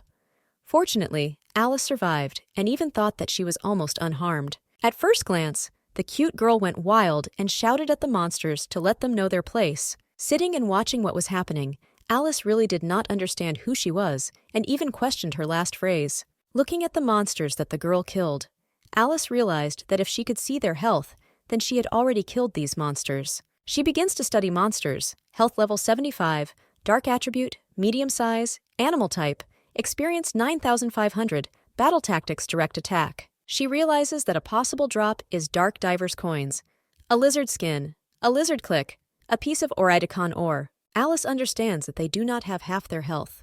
The girl could not believe that she really destroyed 6,000 of them with one blow, moreover, with 5 at once. Alice thinks that judging by her weapon and the amount of damage, she is not a healer at all. Suddenly, a monster appeared behind Alice and was ready to attack her. Fortunately, the girl saw him in time in the reflection of her sword. She counterattacked in time and defeated the monster. Alice received 50 TD and a lizard's call. She could not believe it because it was a lot of money. The girl said that it's a pity that you can't buy anything on them in divers. Turning her head, she saw an interesting situation.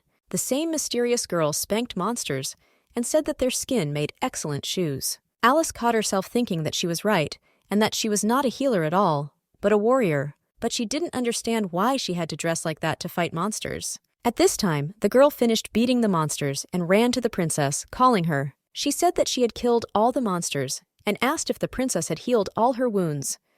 Alice answered yes and thanked her. Finally, the right opportunity appeared, and the girl introduced herself as Emma. In turn, the princess and mistress of the city introduced herself as Alice. Emma said that she knew and asked if she was already in any group.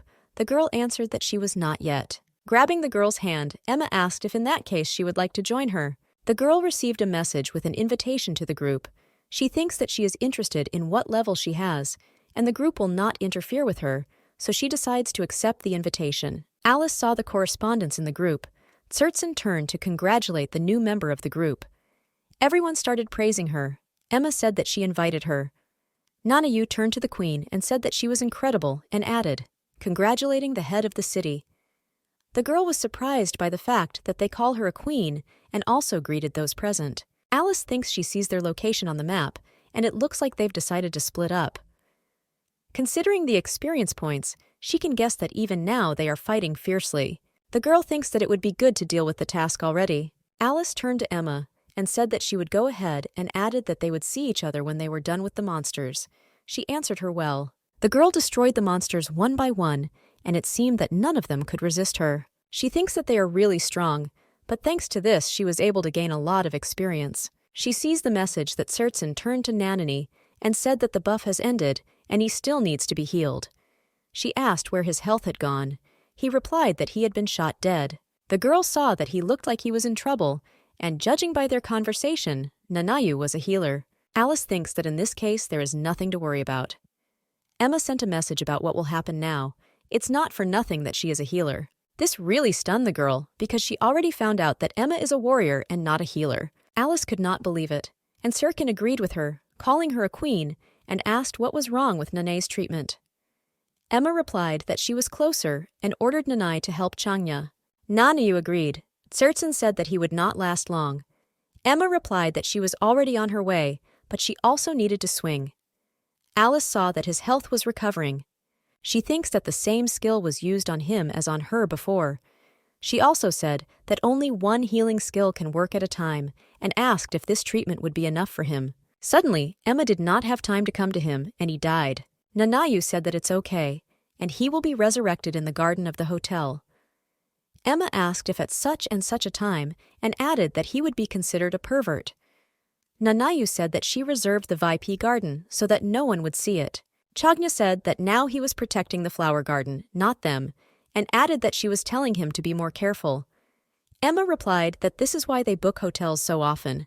How suddenly she felt a strange premonition. She decided to open the inventory and thought that it would appear. She received a message that the succubus queen of the Dark Divers Ludwig Orff has joined the fight, and she is also going to use the loudspeaker. A shield appeared at the girl, and she ordered to beware of the shockwave from the appearance of the boss, and ordered everyone to activate the defense mode. She thinks that of course she warned everyone, but people's actions depend on the time spent in the city. Those who live here have long directed their shields in the direction where the demons are coming from. But inexperienced adventurers do not know where to direct the shield, and therefore, without understanding, they look around at other players. Alice will remember that it is safer to hide in the trenches, but she was blessed by the goddess, so a shield is enough for her. Peeking out from her shield, she thinks that the scene of the appearance of the boss cannot be missed. She saw an incredibly shining pillar of light that was directed to the ground. The demoness queen of succubi appeared before them, Ludwig Orff. They saw that Ludwig Orff called the human lizard General. One of the players said that he thought the boss would be the succubus queen. Everyone received a message to be careful, because Ludwig is calling Orff caused a shockwave. The girl thinks that this is where it started.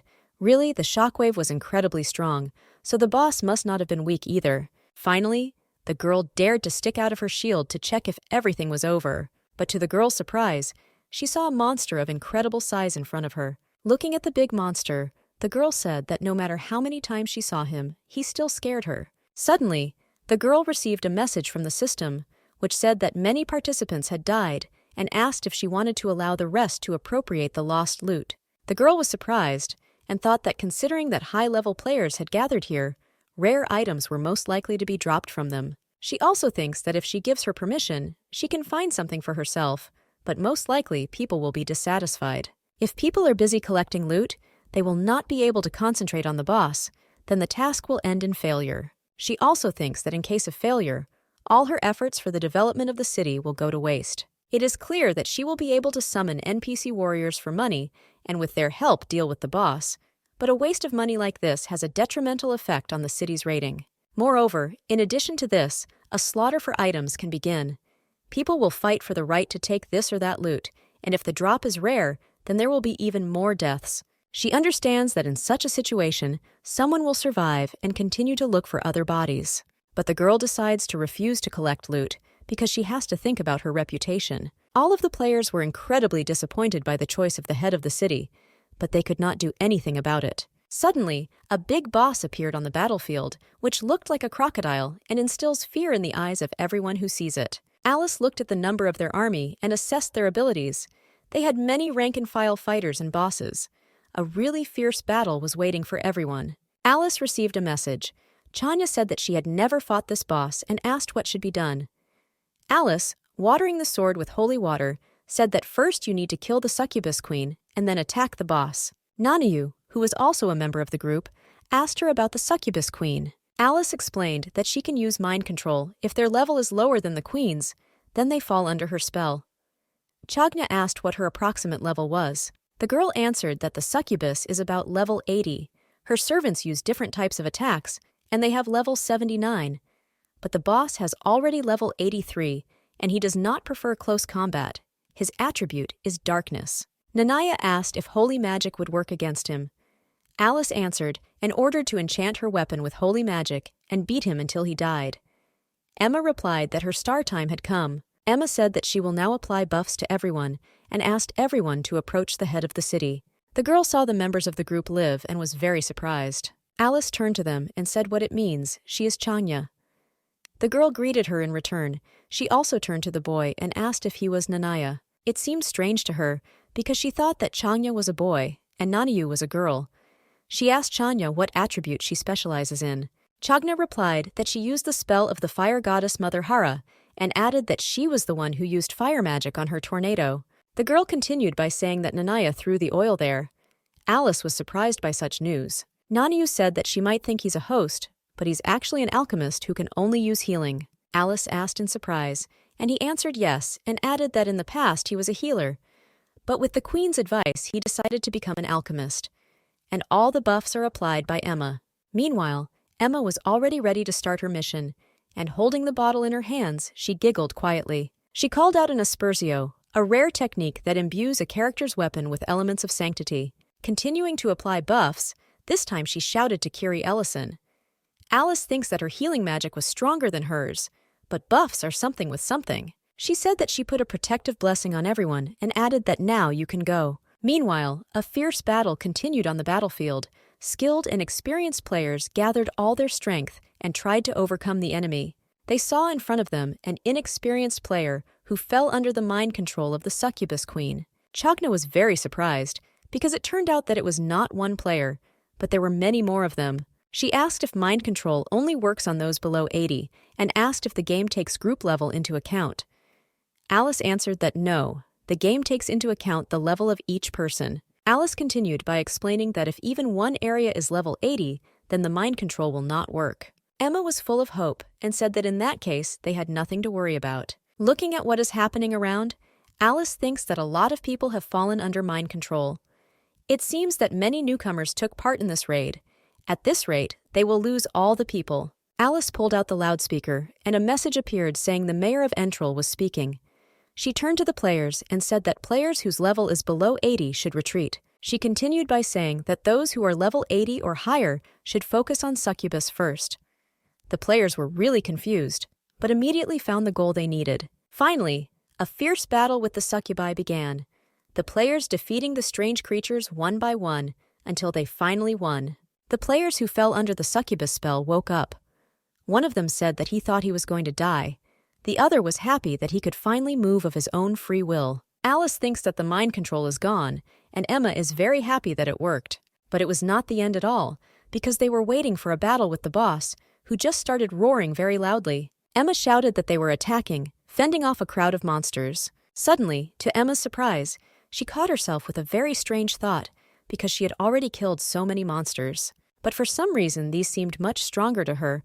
Alice explained that these creatures were summoned, so they have much more health. Alice decided to study monsters. It was a lizard man, level 79, health 250,000, attribute fire, size medium, species animal, possible experience gained 95,000. She thought that he was 20 times stronger than a normal monster, however. He gives 10 times more points experience, and it is easy to kill him in a group. Chagna said that a little more, all the while wiping the sweat from her forehead. But Alice said that in 5 minutes, there will be twice as many monsters. Chagna asked in surprise, and Emma added that in this case, they could kill a lot of monsters and get a lot of experience. Alice said that everything is true, but they need to kill the boss as soon as possible, because after a while, there will be too many monsters. To Alice's surprise, Nanayu took out his calculator and said that in that case. The guy shouted alchemical calculation. Alice, in turn, heard about such a skill for the first time. The guy said that every 5 minutes the number of monsters doubles. If at first there were 30, after 5 minutes there will be 60, after 10 minutes, 120, 15 minutes, 240, 20 minutes, 480, 25 minutes, 960, etc. D. Alice noticed that he was just counting. He said that he does not think that more than 1,000 people participate in the quest, and besides, the shockwave from the boss's call killed a large number of people. Alice showed 3 fingers and said that they need 30 minutes. Everyone looked at her with surprise. She continued by saying that after a while, the amount of experience points will decrease a lot. If this happens, you need to start attacking the boss. And she added that they should defeat him within 30 minutes. Chanya said that in such a case, it would be better to carry out an all-out attack and asked if Alice could use the tornado again. Alice said fine, and added that she would try to get as close as possible to the boss.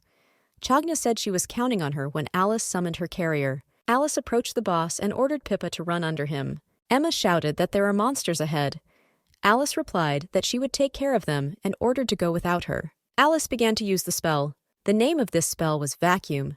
Seeing this, the monsters were very surprised, and in one single moment, not a single monster remained on the girl's path. Looking at how pieces of monsters fall from the sky, the girl begins to feed, and even thinks that this is exactly why she does not like to use this skill. Chanya was surprised by the girl's strength, and said that it was incredible, and Alice, in turn, replied that there was nothing like that, and it was a normal thing. Emma said that at this pace, they would be able to reach the boss without any problems, and Chanya was incredibly surprised that it meant nothing to the girl. Emma was very frightened and shouted for everyone to be careful. She saw something that really threatened them. She added that the danger is at the top. Alice raised her head and saw the monster's mouth in front of her. Alice froze in place and could not do anything because she did not expect such a development of events at all. In the next second, the monster swallowed her and did not even notice it. Things were really bad for Alice. In front of the trio of fearless warriors stood an army of monsters and a boss who mercilessly overcame the head of the city. Emma panicked because she was very worried about the girl, but Chagna stopped her. Suddenly, that monster saw a pair of snow-white wings. It was none other than Alice. who was very happy that this time she was lucky. She thought that she almost became a snack for a panther. She thinks that now she will not be able to run between the legs, but being in the air, she will not be able to act as a team in the end. She thinks that she needs to invent something. Fortunately for her, she saw the lizard's nostrils and she had a plan. I think that it is worth trying and opens its inventory. She got some mysterious bottle. The girl called the spell of inspiration, and it instantly affected the boss panther. Alice was happy with her small victory and even thought that it was her secret technique. When she was able to weaken the monster, those players who were on the ground ordered to attack. But all those who intended to harm him paid dearly for it, because with one wave of his tail, he destroyed all those standing below.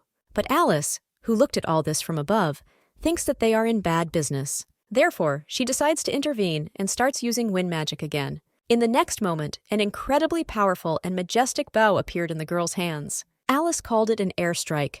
Releasing an arrow, she quickly flew right into the monster's right eye. The rest of the players tried to attack a second time, saying that this was their chance and that they should attack as a group. Looking at the fact that the monster began to lose health, the girl asked Pippi to fly to his head. The girl summoned her powerful sword and seemed ready to strike. She canceled the call of the air carrier and quickly flew down. Having landed clearly on the monster's head, the girl pierced him with her sword. The monster began to lose health again, and Alice was happy that she got what she wanted. Alice wrote to the group that she would now go down and use the tornado, adding that she would count on their help. Suddenly, the monster started to sway, and Alice almost fell. Alice said that in general, she is not a fan of mountaineering, but holding on to the boss. She knew that if she fell from such a height, she would receive a lot of damage and the broken bones debuff. The damage is still not terrible, but it is much more difficult to suffocate from the debuff. Looking at her inventory, she thinks that there are 10 seconds left until the call of the ground carrier. The monster leaned over. Alice wondered what had brought her and that she needed to get down as soon as possible before he straightened up. But as soon as the girl finished, the monster straightened up and threw the girl off his head. She flew to the ground, thinking that this was the end for her, counting the seconds until the carrier appeared. But at the last moment, the carrier appeared and saved the girl from a hard landing. She said that she almost crashed and added that she should try again. Having come closer to the monster, she was ready to act. She took out her air drought and started creating tornadoes. As soon as she spoke the last words, the boss was engulfed by an incredibly strong tornado. Nanayu threw a bottle of oil in order to perform this flaming tornado trick again, and Changya, in turn, began to cast a spell, causing flames. Alice turned to Pippi and said that they needed to get out of here as soon as possible. Alice and Pippi were running away from the monster, which was engulfed in flames. The rest of the players tried to bind him with shackles so that he could not harm anyone. The monster's health level was sharply decreasing, and it seemed that victory was very close. It really happened, because the next moment the monster fell to the ground and was defeated. At first, there was silence on the battlefield, because not everyone could immediately believe what had happened to them. In the end, everyone began to rejoice that the message appeared that the world quest to defeat the Lizard Man General who attacked Entril had been successfully completed. But something interesting happened, and an old friend of Alice, Bahamut, also saw this message, and it really interested him.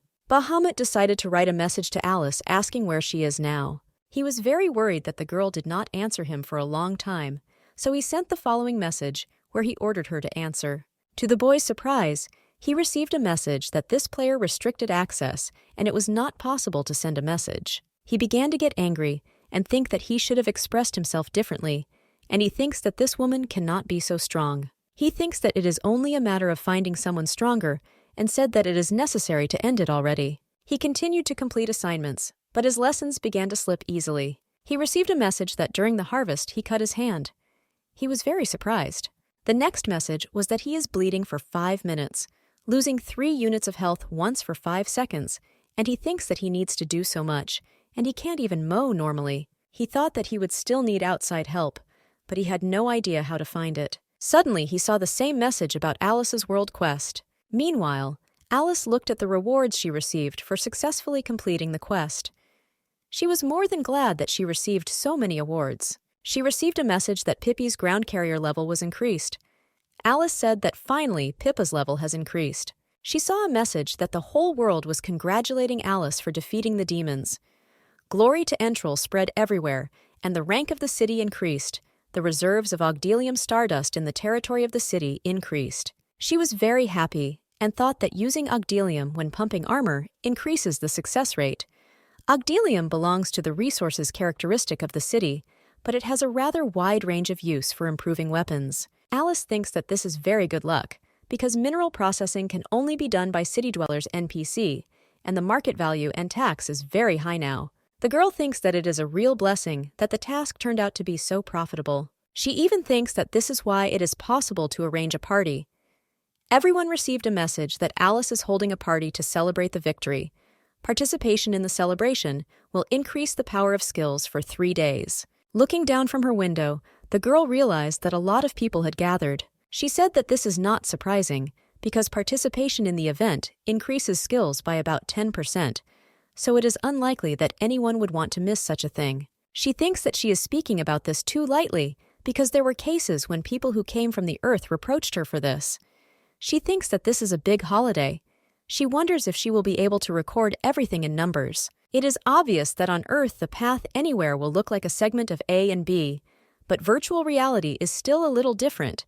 They say that Divas virtual reality existed in ancient times, during the time of the ancient world of divers. In reality, there are books describing the virtual world and its history, but too much happened in Divas to be able to collect it all in one place. Due to the fact that Divas was perceived as just a virtual reality, the main users are a small number of royalty and nobles. Alice, think that if it were really possible to take the masterpiece with you into reality, people would go here with fire in their eyes.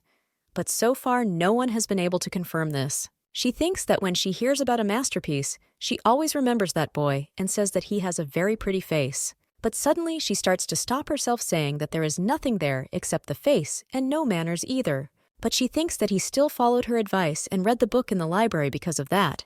Maybe he is a more decent person than she thought. And besides, he figured out how to use the hotel correctly, so he's not that stupid. Suddenly, the girl's attention was brought back by the commotion she heard behind her. She remembered that the preparations for the party had already ended, and a large crowd of people had entered her estate. Someone tried to sell the potion, because those who might need it had gathered here. Someone just danced and enjoyed the evening. All of them were different, but the girl was pleased to watch them, because she was sitting on the throne, and besides, she was wearing a cape. She felt as if she were an empress when she suddenly heard the princess being called. It was Emma who called her a princess, and asked what award she had received. But the girl replied that she had not checked yet, and asked what was on her account. Emma replied that she received a 3-carat diamond and a lucky ticket to a 4th-class casino. A 3-carat diamond is a good item for making magical jewelry, and a lucky ticket in a casino. If you use it, you can win a certain game, but it is quite a popular item. Alice said that she had dropped beautiful objects. The girl asked if it was true, and Chanya laughed. She said that if Kellen found out about it, she would cry. Chanya turned to Alice and asked if she hadn't checked her rewards yet. The girl replied that she would look now. Alice replied that she had 1038 TD, 1 purified Ogdelium stone, and 1 grasper click. She added that in her opinion, it is not bad at all. She thinks that in the meantime, she can sell the Gasper call at a higher price, and asked what Chagna got. Chagna answered that she got 878 TD and a 4th-level taming ticket. She added that with this ticket, she was thinking of changing her favorite guide to a higher elf or incubus. And she added that Nani fell out with a shell of Gasper and 2 stones of purified Ogdelium. Naniu himself said that the rewards for this task turned out to be quite useful. He continued by saying that it seemed like a good idea to hang around here for a while and raise his level, and asked the princess if it wasn't. Alice caught herself thinking that he had called her a princess again. She became interested, because quite recently he called her princess, so she decided to ask. Alice asked if it could be that Emma is actually a princess. Nanayu said that it is because of this. Emma replied that she was the 3rd princess of the Kuhlberg continent. Emma Kuhlberg Carla added that they travel through the virtual world together with the knights. Alice was very surprised by this news, and Emma asked if there was any problem with this. She thought that it is possible to say that because is it normal to say it so openly, isn't Kuhlberg a continent that has a long and interesting history? Or is it usual for the residents of Kuhlberg to be so open? The girls' knights were surprised that she suddenly told so much and said that she should not go into such details, and later Alice realized that it was still not normal for them. Emma said that she already said that she likes the princess very much. Meanwhile, the girl herself was wondering why. Emma said that she thinks so with their first meeting, because there is such a beautiful atmosphere around her, and she is the very essence of elegance. Alice thinks that all this is because she was also a princess. Emma said that she revealed her identity because she wanted to continue communicating with her in reality, and asked if she lived near Kolberg or near the Alfrey Empire. Alice didn't know where Kulberg was, and answered that she lived in Alfr's empire. They opened the map and believe that Kulberg is in the northwest of the Alpha Empire. There is some difference between the territories of real countries and the regions of virtual reality, but the older the country in the real world, the more clearly it is marked in Divas. Alice remembers that when she came to the virtual world of Divas, she was born in the southeastern part of northern Divas, where the empire of Alfrey was. She thought that, unfortunately, Untril did not exist here, and she turned to them and said that they had come a long way in the virtual world. But Emma said they were traveling around Divas using real-world roads. Alice was very surprised and questioned them. Emma said that even though they got here, to be honest, it took them 2 years, if she's right. Alice could not believe that they really spent 2 years traveling. The means of connecting to virtual reality is a ring. In order to activate it, you need to put it on your finger, and to deactivate it, you need to remove it. In other words, if you are able to ensure your safety, you can enjoy virtual reality wherever you are. Emma and her knights stayed in hotels and moved between realities, gathering information.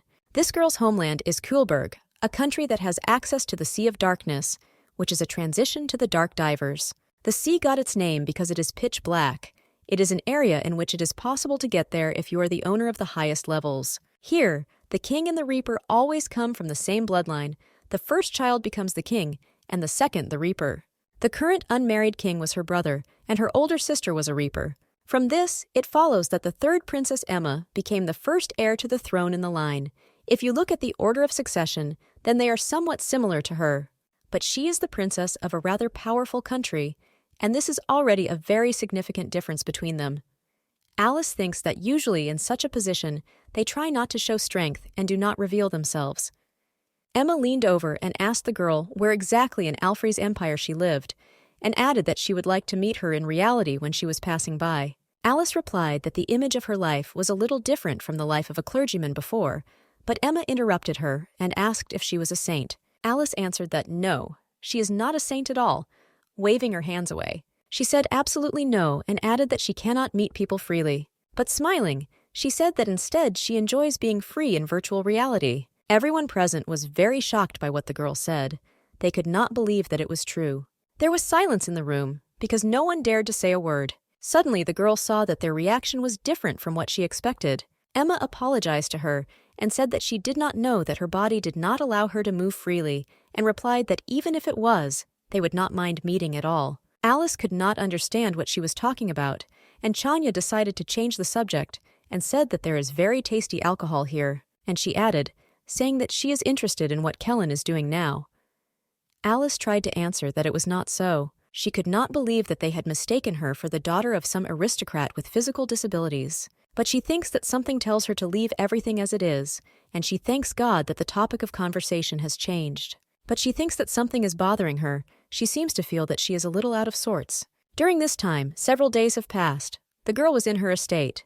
The girl looked really incredibly happy. I wonder what cheered her up so much. Annis also noticed that she exuded such joy, and the girl asked if it was true. Alice thinks, which is probably because she has been having fun with Emma and her friends lately. But Annis said that she is probably looking forward to today's ball. Alice could not believe that she said the ball today, but answered that it was like that.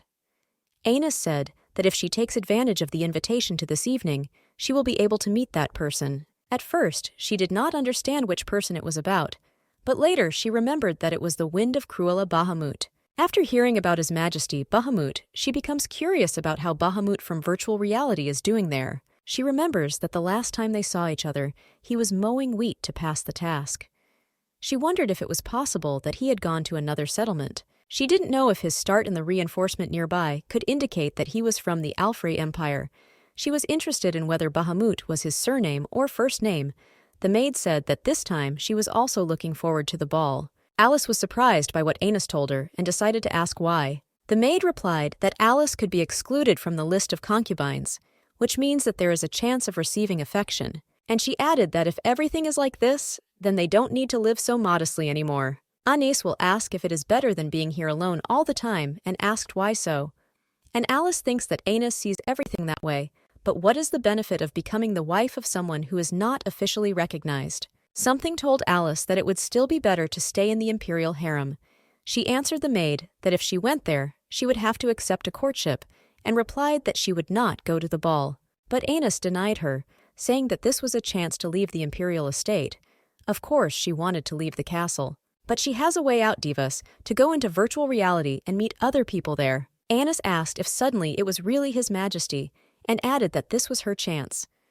Besides, when the letter of approval from His Majesty the Emperor arrives, Lady Alice will have no choice. But Alice said that she said it would be delivered in a few days, but a week has passed and it still hasn't arrived.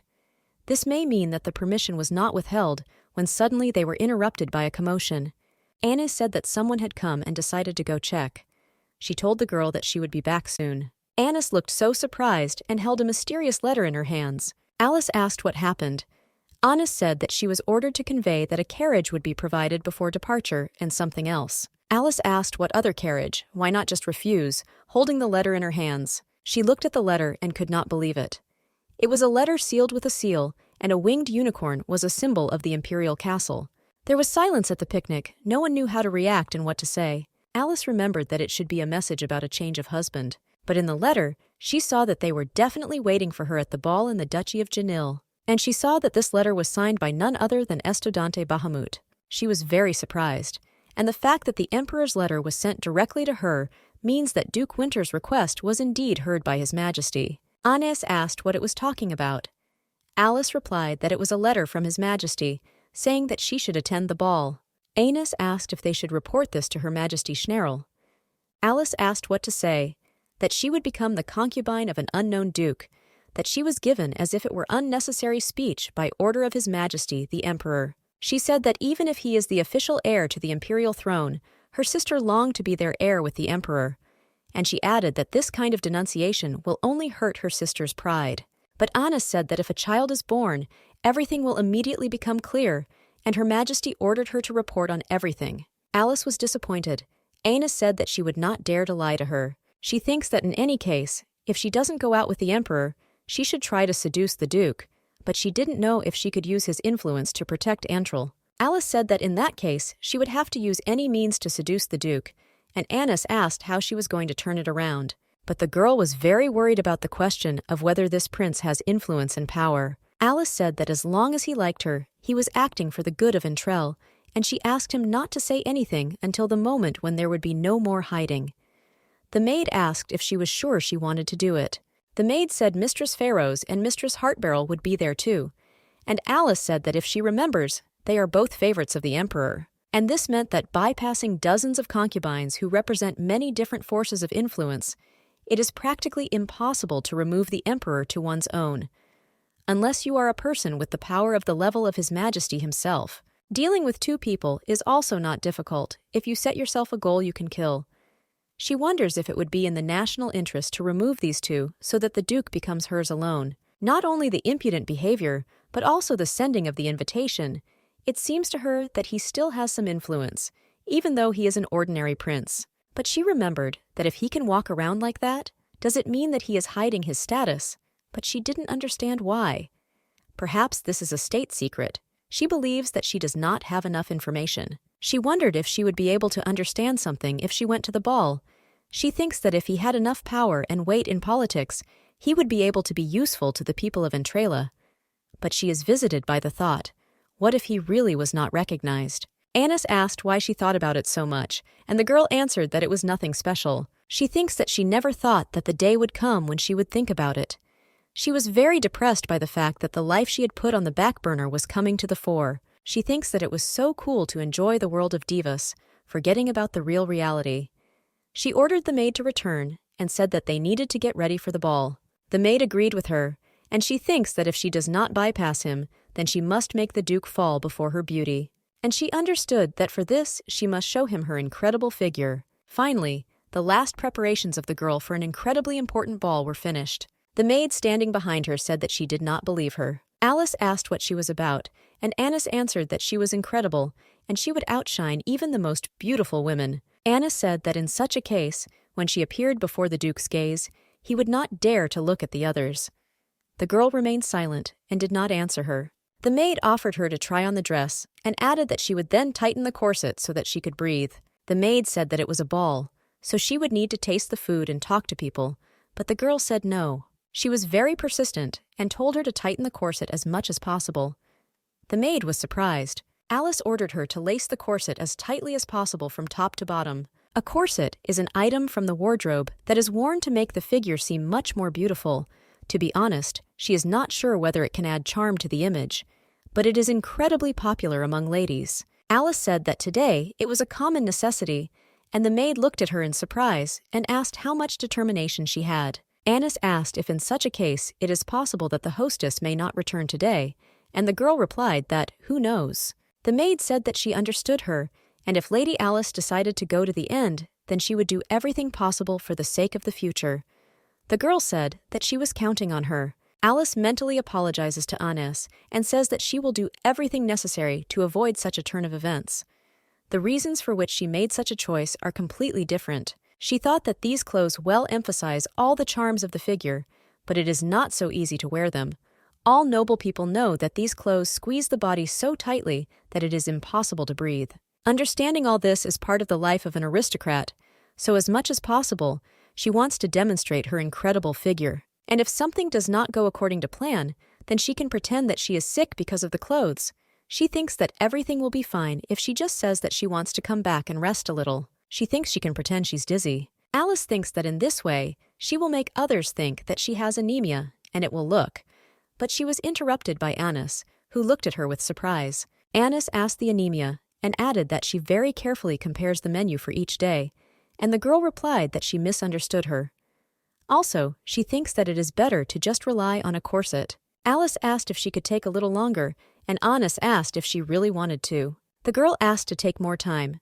She answered the girl that if they take more time, she will not be able to eat anything. Alice replied that everything was in order, and added that she should look as beautiful as possible, so that everyone who looked at it could understand how much effort they put into it. She thinks that she should look like a girl who got tired in the middle of the evening and left the event. Annis began to remember that earlier when she had asked her to hold hands for His Majesty the Emperor. But the girl did not let her finish and shouted her name. The maid replied that she understood and we will be silent. Annis asked, besides, whether Lady Alice did not think that she had grown a little thinner. Alice already had a stony face, and she asked the maid, who seemed to want to keep quiet. Alice thinks that this is true, because she feels a little fuller, and she thinks that all this is the result of a whole week's stay at Divers, because she was lying in the room all this time. She also thinks that she needs physical exercise very quickly. Pokovka finished her work and told the girl that everything was ready. She looked at the girl and could not take her eyes off. She turned to her and added that the girl looks really incredible. Alice asked Ains if it was true or if everything really suits her. Annis replied that of course she looks very stylish and beautiful. The girl only replied that this is good news. The maid asked if it was comfortable for her to move around in it, and the girl answered that it was completely so. Annis informed the girl that the carriage should have arrived by now. Annis asked if she would have an escort, but the girl answered that she would also like to know. Alice asked the maid to come and check, and she told her that it was fine. While the girl was finishing the last preparation in the form of a mask, she heard that the maid returned and asked what was there. She added that after asking if there would be an escort, the maid was confused and could not immediately answer her question. But later she said that maybe because it is a masquerade ball, escort is not foreseen. In this case, there is nothing to worry about.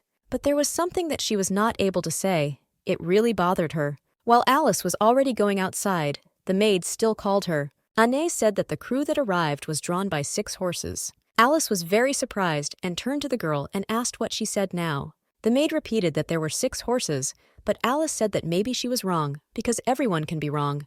The maid replied that she thought so too, but no matter how much she counted, there were still 6 heads there. And she added, saying that besides, the carriage itself and the interior inside are purple in color. The girl asked her in surprise, "A carriage drawn by 6 horses, a carriage of purple color, it can mean only one thing. It is the imperial carriage." But Alice thinks that in the dark, she probably just thought it. And we decide not to make hasty conclusions and check for ourselves. The girl said goodbye to her, and the maid asked her to be careful. Approaching her carriage, the girl really made sure that the maid was absolutely right. She sat inside and could not believe that this was really happening. A sculpture of unicorns with wings shone on the roof of the crew. There is no doubt that this is an imperial crew. When she first entered the estate, there were only 4 horses. She could not believe that she had come so far in person. She said that when she first came to this country, she did not have such a luxurious crew. Alice thinks that since she will be wearing a mask, none of the invited guests will recognize her.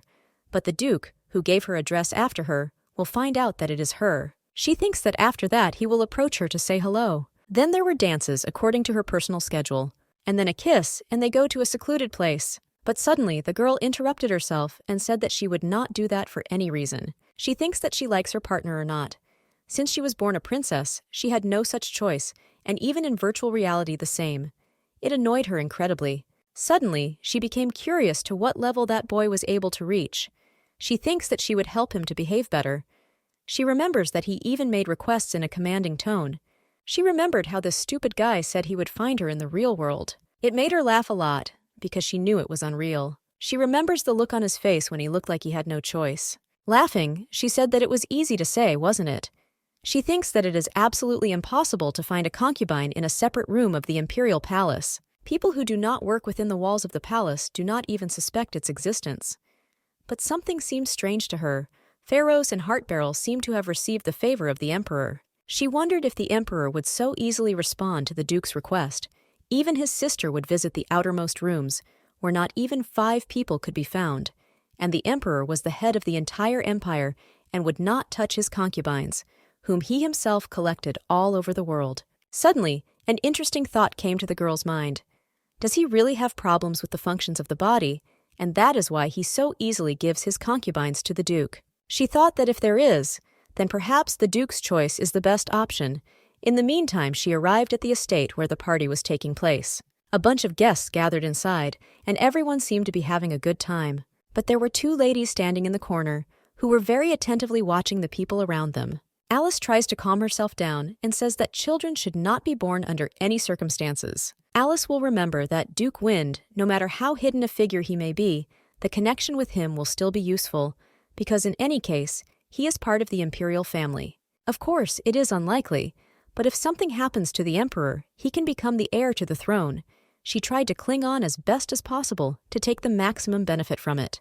And yet she was a little disappointed because she didn't like it. In such a delicate situation, she made a decision worthy of a princess of her country, but because she is alone, she is very worried. The girl wondered if she would have to live with such thoughts in the future. She wondered if she would have made the same choice if she had been a queen like her sister. Entrell may not be the largest country. They do not have a large army, but it is not without resources. If it were her, she would develop trade, like a virtual one. Of course, there is a difference between real and virtual resources and monster attacks, but the basic principle of building borders and developing cities is one and the same. But she understands that her sister never told her about politics. She simply obeyed her. Alice thinks that if she could choose her life path herself, this life would be like the princess of the continent Emma. She looks so free because her country is quite strong. Emma says that after the cathedrals of information are finished, it will be strengthened to develop the country. Alice thinks that she too would like to have the possibilities of a sister. But her conversation was interrupted by her thoughts, and she said that according to Emma, most of the aristocracy is indifferent to virtual reality. But there are still many aspects that correspond to reality. She thinks that if so, she could be useful too, of course, if she managed to get back to Entrell. The girl thinks that when she thinks about what her sister's influence can be, she loses her breath. It looked like they had finally arrived at the party venue. The coachman asked her when she decided to return to ask the butler standing at the entrance to call Hans. The girl answered him that she understood. Despite her perfect appearance, she was very nervous for some reason. She is sure that it is as fun inside as it was before. The girl began to enter the estate. All the guests who saw her bowed to her. She didn't understand what was going on and why everyone was bowing to her, because it wasn't even Entrell. Later, she realized that it was probably all because of the imperial crew. She thought that it was not important, because in any case, she feels good. After all, His Majesty had prepared everything well. Music flowed everywhere. Young couples merged in a dance of feelings. Looking at them, the girl felt a little uncomfortable that she was hiding her identity behind a mask. For some reason, she remembered the evening she attended when she was a child.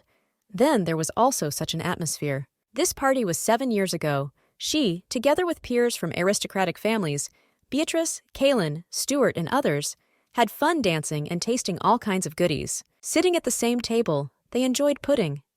She believes that it was the best time. While they ate the pudding, they watched the adults. Some invited to dance, others gathered in groups for conversation. Men who were talking with a serious expression on their faces. Cute couples went out on the verandas, which were hidden from prying eyes. She thinks that at that time it was very interesting what conversations all these adults were having. But still, she thought that eating pudding and playing with others was much more fun. Remembering such ancient times, for some reason she wanted to dance. She hoped that a passionate guy would suddenly appear and invite her to a dance. Besides, he was playing a waltz right now, of which she was sure. I suddenly felt as if someone heard the girl's thoughts and invited her to dance. But it turned out not to be an ardent guy at all, but a smooth middle-aged man. Covering herself with a fan, she asked to excuse her and said that now she wants to rest a little. She thought that it is not good to judge a person by his appearance, but this is too much. She mentally asked not to hold a grudge against her, and the man replied that in such a case he would leave it until the next time. The slightly confused girl was surprised by the fact that he has good manners. She remembered that 7 years ago, when she was in Entril, she did not do such things. Now when she thinks about it, she remembers what strange words Bahamut said then. It was about the fact that she said that he is handsome and has a sexy body. She thinks that it was a bad idea to leave a person alone like that. Alice thinks that all this is the fault of the Emperor, that she does not have enough experience in communicating with people. Meanwhile, someone approached her and asked if she was waiting for him. He said he thought she would enjoy her first outing in the world in quite some time. He turned out to be none other than His Majesty Winter. He said that it seems that he made a mistake in extending his hand to the girl. The girl greeted him by calling His Majesty the Duke, but he showed the girl quietly and asked her to call him Count Winter. The girl did not understand the guy's request and even questioned him. He said yes and asked if she would give him a dance to begin with. She looked at the boy and thought that he would be invited even if among the nobles he would not be known as a duke. Compared to other aristocrats, he looked too whimsical, but if it wasn't there, there could be only one answer. Putting her hand on the boy's hand, the girl replied that it would be an honor for her. They started dancing, and the guy said that this dress really suits her. The guy added that he personally chose her and asked if she likes her. She thought that he wanted to hint at his observation and taste. He also speaks as if he is interested in her. The girl replied that when she saw her, she thought she was beautiful. Alice did not even suspect that he was chosen by the Count himself. She said that she liked it very much and thanked him.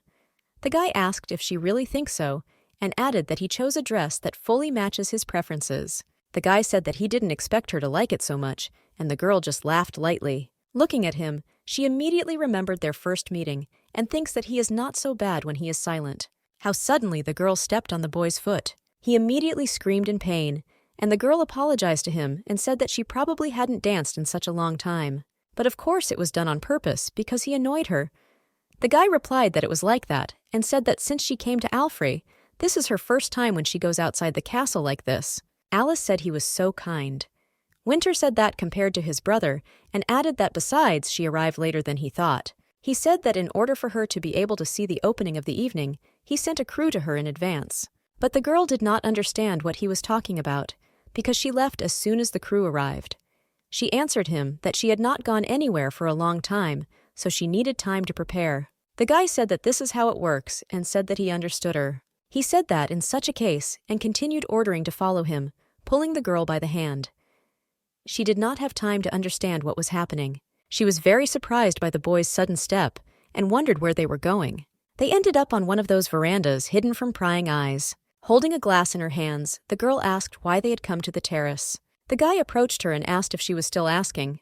He raised his hand to the girl's face and said that, of course, in order to see her face. Winter instantly pulled the girl's mask off her face. Holding the mask in his hands, he said that indeed. He continued by saying that he should have invited her to another event, not the masquerade ball. The girl asked him in surprise, and he answered that it was so. The guy touched the girl's face and said that it is really a crime to hide such beauty under a mask. Alice thinks that it is worth the effort spent on preparation, and it seems that he likes it very much. She replied that it is a great honor for her to hear such good words from him. She said that it is worth trying and clinging on. Winter said that this is how it is. Suddenly, the girl felt that the atmosphere was very strange and wondered what was wrong with her. The girl thinks that she was ready to some extent, but perhaps it was too soon. She knew what the boy was going to do, but she was worried that she hadn't even had a first kiss. Alice thinks that if this person kisses her now, is she ready to calmly react to it? But she understood that no, and although he is handsome, it is impossible. She thinks that she needs to run away to where there are many people. Alice turned to the boy and asked if it was time for them to go back. The guy asked if she didn't like that they were here alone. The girl thinks that this is obvious, but answered that no, it is not like that at all, adding that she danced only one dance. And she began to tell that she had not attended such events for such a long time. Winter said they could stay until the music she wanted to dance to started playing. The girl ran to the door and said that she really offered to go and check what they were playing now. The guy hesitantly agreed with her, and she thinks that now is the time to change the musical composition. She prayed that it would be suitable. The melody and melodic tempo of this song resemble the voice of a minstrel. The girl was shocked by such a composition. She thought that it was completely unpopular. She did not understand what kind of choice of music for the ball it was. The guests also did not like this song and thought that they could rest. Winter asked if there was a minstrel performance now, saying that it was not a popular genre, but the girl remained silent. She remembered that now was not the time to worry about it. She said that it was very unexpected. She said that she likes this song while looking so casual. The guy replied that it was clear, and she replied that when such a song sounds, she can't help but dance, and said that if she doesn't do it, then his song will sound in her head all night. Seeing what the girl was doing, he asked what had happened. But the girl replied that this song is not popular and they may not play it anymore. Folding her hands and making a very cute face, the girl asked him if he would give her this dance. But in her mind, she thinks that during their first meeting, he allowed himself some bold statements and thinks that now is the time for him to show her that he really is a man with good manners. Alice thinks that she is the girl he likes, or he should not make a good impression. Taking his glass, the boy said that he would be happy to give her a dance. He added that this song is not exactly to his taste, but if it is her wish, then fine. He continued that after one drink, he would dance with her. Alice thinks that if she can avoid this awkward situation, one glass is not such a big price. The girl thanked him. They clinked glasses. The sound was so loud. Alice started to drink her drink, when suddenly she felt something interesting. This alcohol seemed very strong to her, and she even wondered if it was really that strong. Winter asked what was wrong with her, and the girl answered that it was stronger than she thought. The guy asked if she liked alcohol, and the girl replied that this is not the case and that she usually does not drink at all. The guy said that it was good and added that pharaohs and heartbarrel get drunk after drinking just one glass.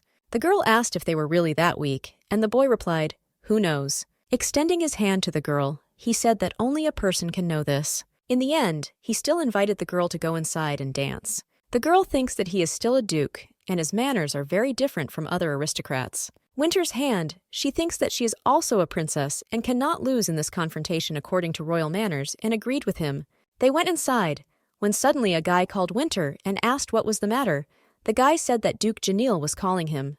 Winter asked if again, and said that apparently this was an important conversation. The boy began to tell, but suddenly he noticed a girl who was standing and listening to them. They turned away and began to whisper so that she could not hear. Alice wondered why they were whispering and thought that she couldn't hear anything, and later said that she didn't really want to. Winter asked what was going on there. The guy said that he himself said that this is a great opportunity to continue the dialogue. Winter replied that no matter how much he invited, he never came, but still there are things he would like to discuss with him. The boy could not believe that this was really his lucky chance. He apologized to the girl and said that he seems to have some urgent business, so he cannot dance with her.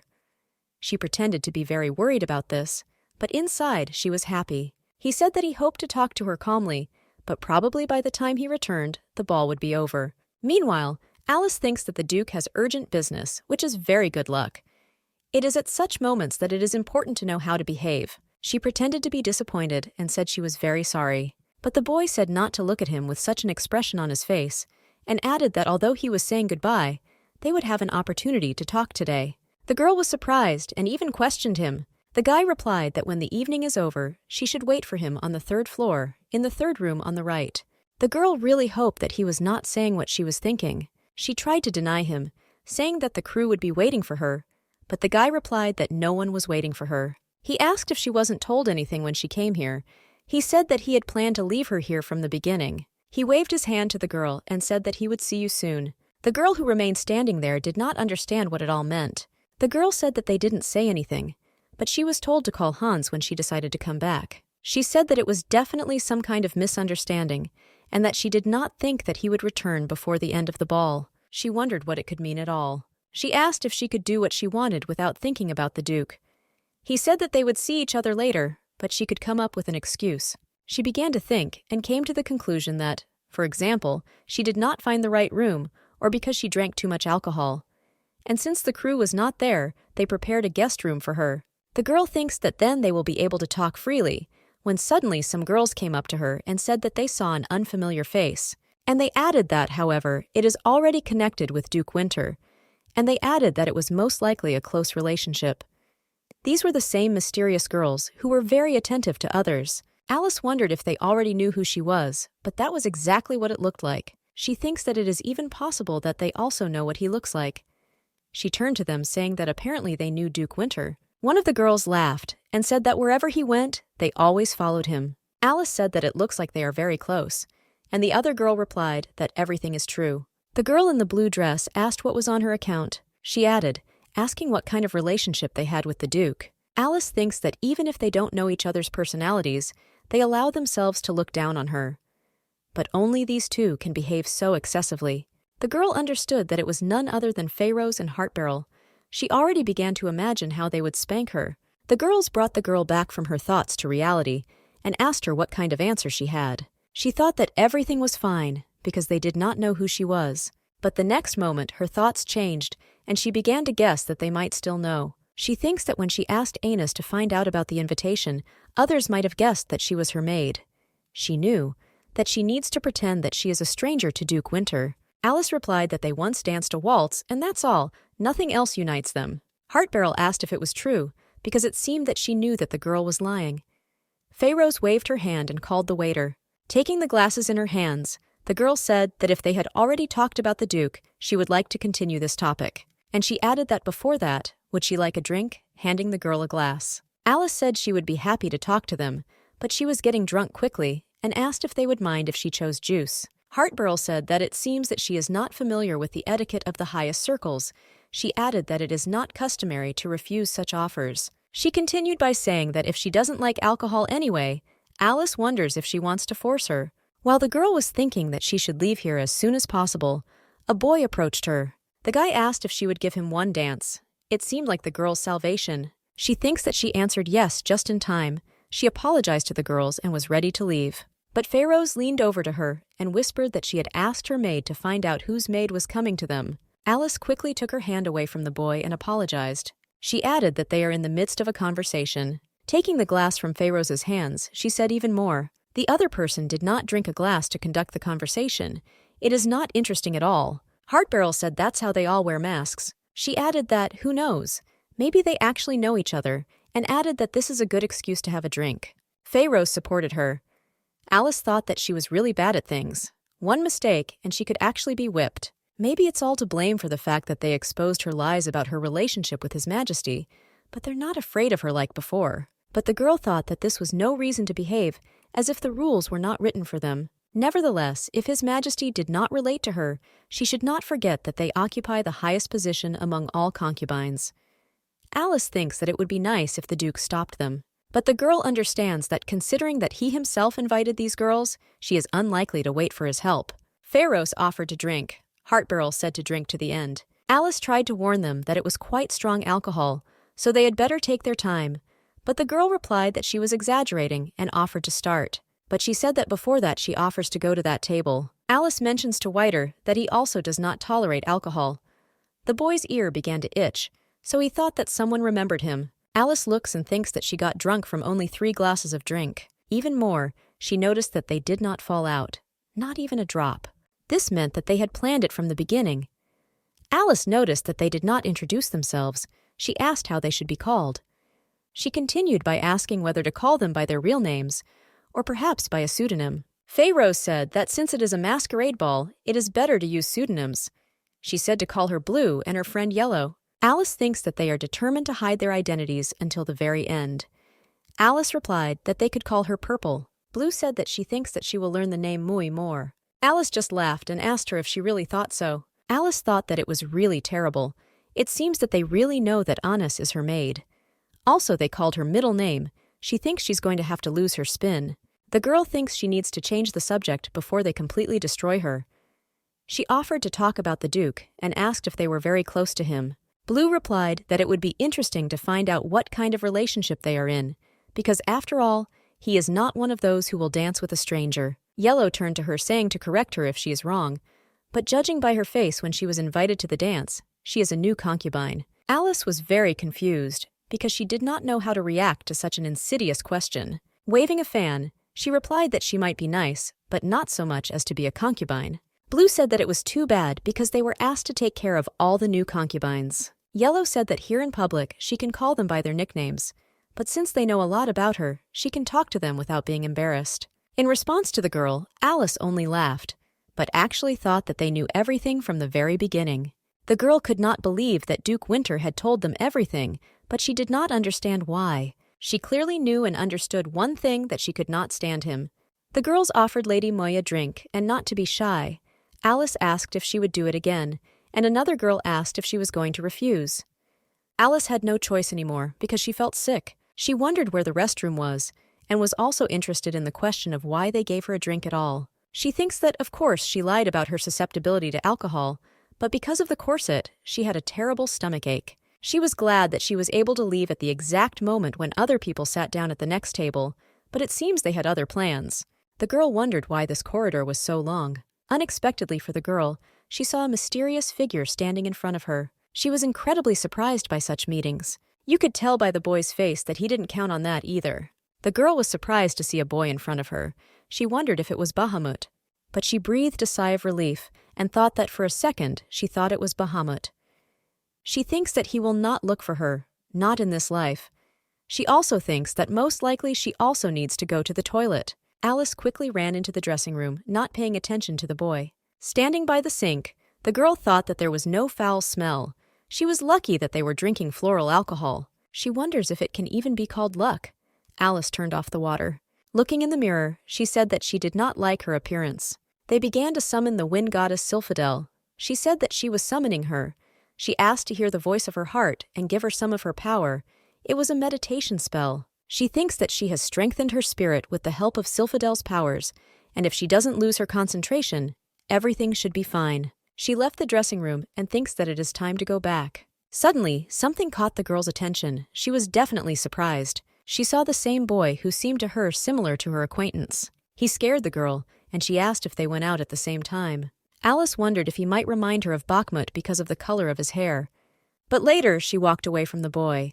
She thinks that it cannot be that he ended up in this place. The girl thinks that now it is necessary to somehow withstand the attacks of those girls and then go home with Hans. She thinks that instead of this ball, she could have fun at Divas, together with her friends. Walking through the corridors of the castle, the girl realizes that someone is following her. She began to wonder if this strange guy was following her, or if he was also heading to the festive hall. She comes to the conclusion that he still looks a lot like Bakhmut, especially his hair. She asks if it is possible that she should check how he is doing there. Entering the hall, the girl returned to these insolent ladies. Suddenly, everyone in the hall began to fall silent and bow. Alice did not understand what was happening at the time when that guy was following her. She was very interested in this strange behavior of the people around her, when suddenly she heard someone whispering that it was the Emperor. Alice became interested in what Emperor they were referring to, but later she decided that she had heard wrongly, and thinks that everyone thinks she is an empress because she rode in an imperial carriage. She understood why everyone was looking at her like that. They were all so excited. She even started to like it. She thinks that she wore this dress today for a reason, when suddenly people said that they heard that she was sent here by an empress from some poor country. She also hears that one of the girls asks if she can still punish her.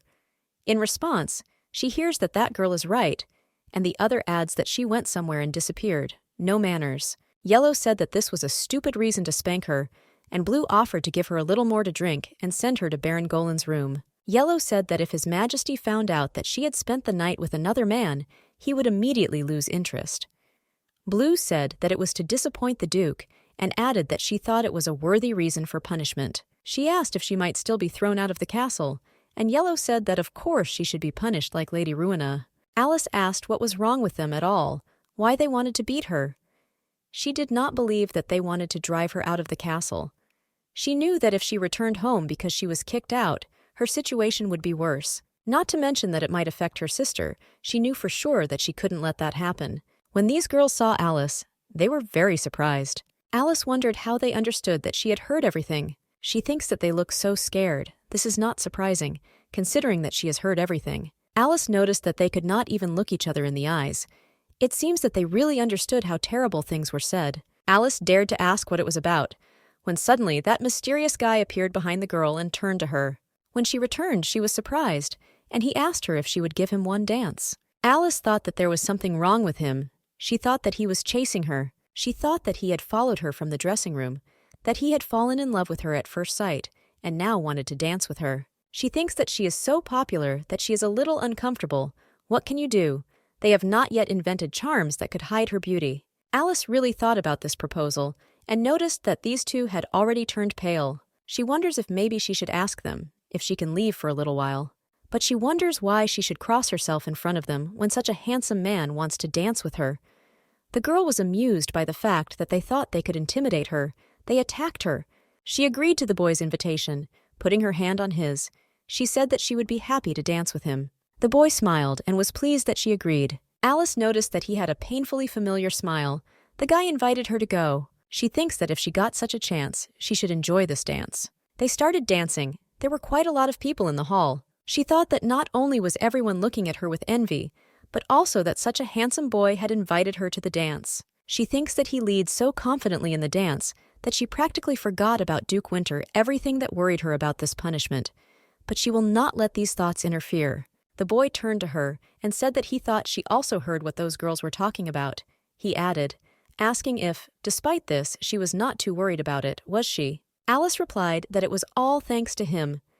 She had the feeling that she had already heard this voice, but she could not remember where. The guy said that besides how good her memory is, the girl was surprised and asked him. He pressed the girl to his chest, hugging her. She did not understand what he was doing and thought that it was completely unacceptable. After all, everyone looks at them in a non-cultural way, even taking into account that their faces are hidden under masks.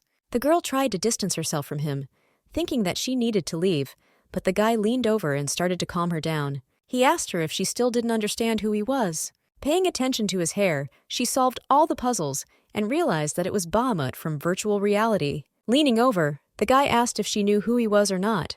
The girl could not believe that it was him. She thought that it could not be that he really came to find her. But she was worried that his surname is Bahamut. Is he really a member of the imperial family? But she tried to reassure herself by saying that he cannot be a relative of the emperor. However, his manner of speaking and behavior suggests that he has the right to behave like this. It all started with an accidental death, and even after the first battle for his pants. And if they should talk about the relationship, she immediately blocked him. The girl thought that if he was really a member of the imperial family, then she would be finished. But she thinks that no, the emperor can't walk around such parties. Virtual reality was invented for people with a lot of free time, like her. He may be a nobleman, but he is by no means an emperor. The girl began to wonder if it was Duke Janil. She thinks that if he is the organizer of this ball, he could easily find her on the guest list. In Divas, it often happens that people meet acquaintances of their acquaintances. She said that she was so scared that she felt dizzy. He asked what it was, and added by asking if she was hot. And he added, asking whether she was really surprised by his appearance. The guy took a few steps back, pulling the girl's hand. He turned to her, calling her to follow him. The girl was very surprised and did not believe that it was true. But she took the boy's hand and went with him. They went out on one of those terraces, and it was clear that a serious conversation was waiting for them. Alice thinks it's terrible. She doesn't understand how he recognized her by her voice, or even then by the toilet. She did not know what to do now, and thought that his hair really looked like Bahamut's hair. The girl stopped and thought that he did not know for sure whether she was Alice, and realized that she simply could not take off her mask. She understands that this is why she needs to run away. You need to find a messenger and leave here as soon as possible. And even if they meet in virtual reality, she will simply apologize. Alice said that he surprised her so much because they do not know each other, but he talks to her as his friend. The girl said that besides, at the masquerade ball, it is impossible to understand who is who, and asked if that was true. The boy asked if she was going to practice being a fool in the future. The girl was surprised, and in her mind she thought that he behaved as if he knew absolutely exactly. But if he does not see her without her, then he will never know who she really is. She thinks that she should breathe out and how to think. She said that it was extremely impolite to talk like that to people he was seeing for the first time. Alice said that she did not know to which noble family he belonged, but he should watch his tongue. The boy listened to her in silence and did not answer. In her mind, she thinks whether she has gone too far. Slyly smiling, Bahamut said that she is right, and in reality they are meeting for the first time. Alice was no longer scared, and he said that in such a case he would ask again. Bahamut took off his mask and asked if she really didn't know who he was. He said that they had been through so much together in the reality of divas. Alice did not answer him. Later, she said that it was the first time she had seen such a handsome man like him, and she asked what kind of virtual reality we are talking about. She added that this is entertainment for common people and not for nobles like her. The guy said that killing the player, harassing, confessing, and finally suddenly blocking. In her mind, Alice questioned the harassment, but thinks that it is all the fault of the Entrail nobles. They courted her all the time like Bahamut. She wondered what she still had to do. Alice said that when he asked her to dance, she thought that he was a well-bred man, but all this time he only talks about incomprehensible things. She continued that this harassment already crosses all the boundaries of what is permissible. She said that so be it. She is ready to justify his behavior with alcohol intoxication.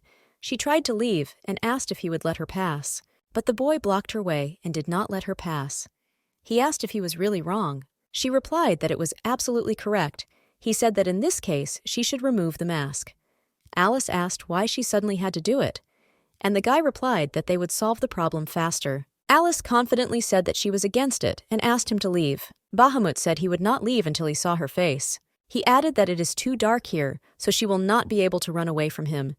And he added that besides that, he is just asking to show his face. The guy said that if he really made a mistake, she could leave without too much trouble.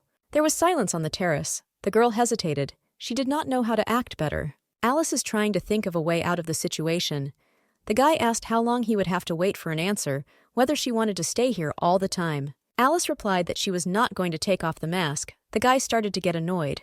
He said that in that case he would do it himself, and began to pull his hand to the girl's face. She hit him with a fan and told him not to forget his manners, scolding that he was still a nobleman. This made the guy angry. He asked why she didn't want to take it off. Alice said that he was too old again. She reminded him that he was wrong. He asked whether even despite the presence of evidence. Alice said that if he did not let her go, she would tell His Majesty everything, when suddenly the butler came in and addressed His Majesty. Alice could not believe what she heard. The guy asked what happened there. Alice still couldn't come to her senses. She wondered if she couldn't hear herself. Bahamut asked if it was something urgent. The butler answered yes, but only for a few minutes. She thinks that she should have heard this appeal, as her heart began to tremble. She started to run after losing her shoes. Alice thinks that it was the most painful blow of fate. Jumping from the balcony, she thought of only one thing. She needed to run away. The maid walking through the garden heard a strange sound. She saw a girl in a beautiful dress in front of her. She called Alice the hostess and asked what she was doing here. The maid also saw that the girl was standing without shoes and decided to ask what the reason was. Alice did not understand the girl's question. Looking down, she realized that she was really standing barefoot. She thinks that she didn't even notice when she lost it. But she thinks that the main thing is that she did not break anything when landing from such a height. She begins to remember how it happened that she was unharmed. She could not believe that when she landed on the ground, she used magic. She was very interested in the question of how she was able to use magic without a spell. The maid was worried about her and asked if it was possible that something was bothering her.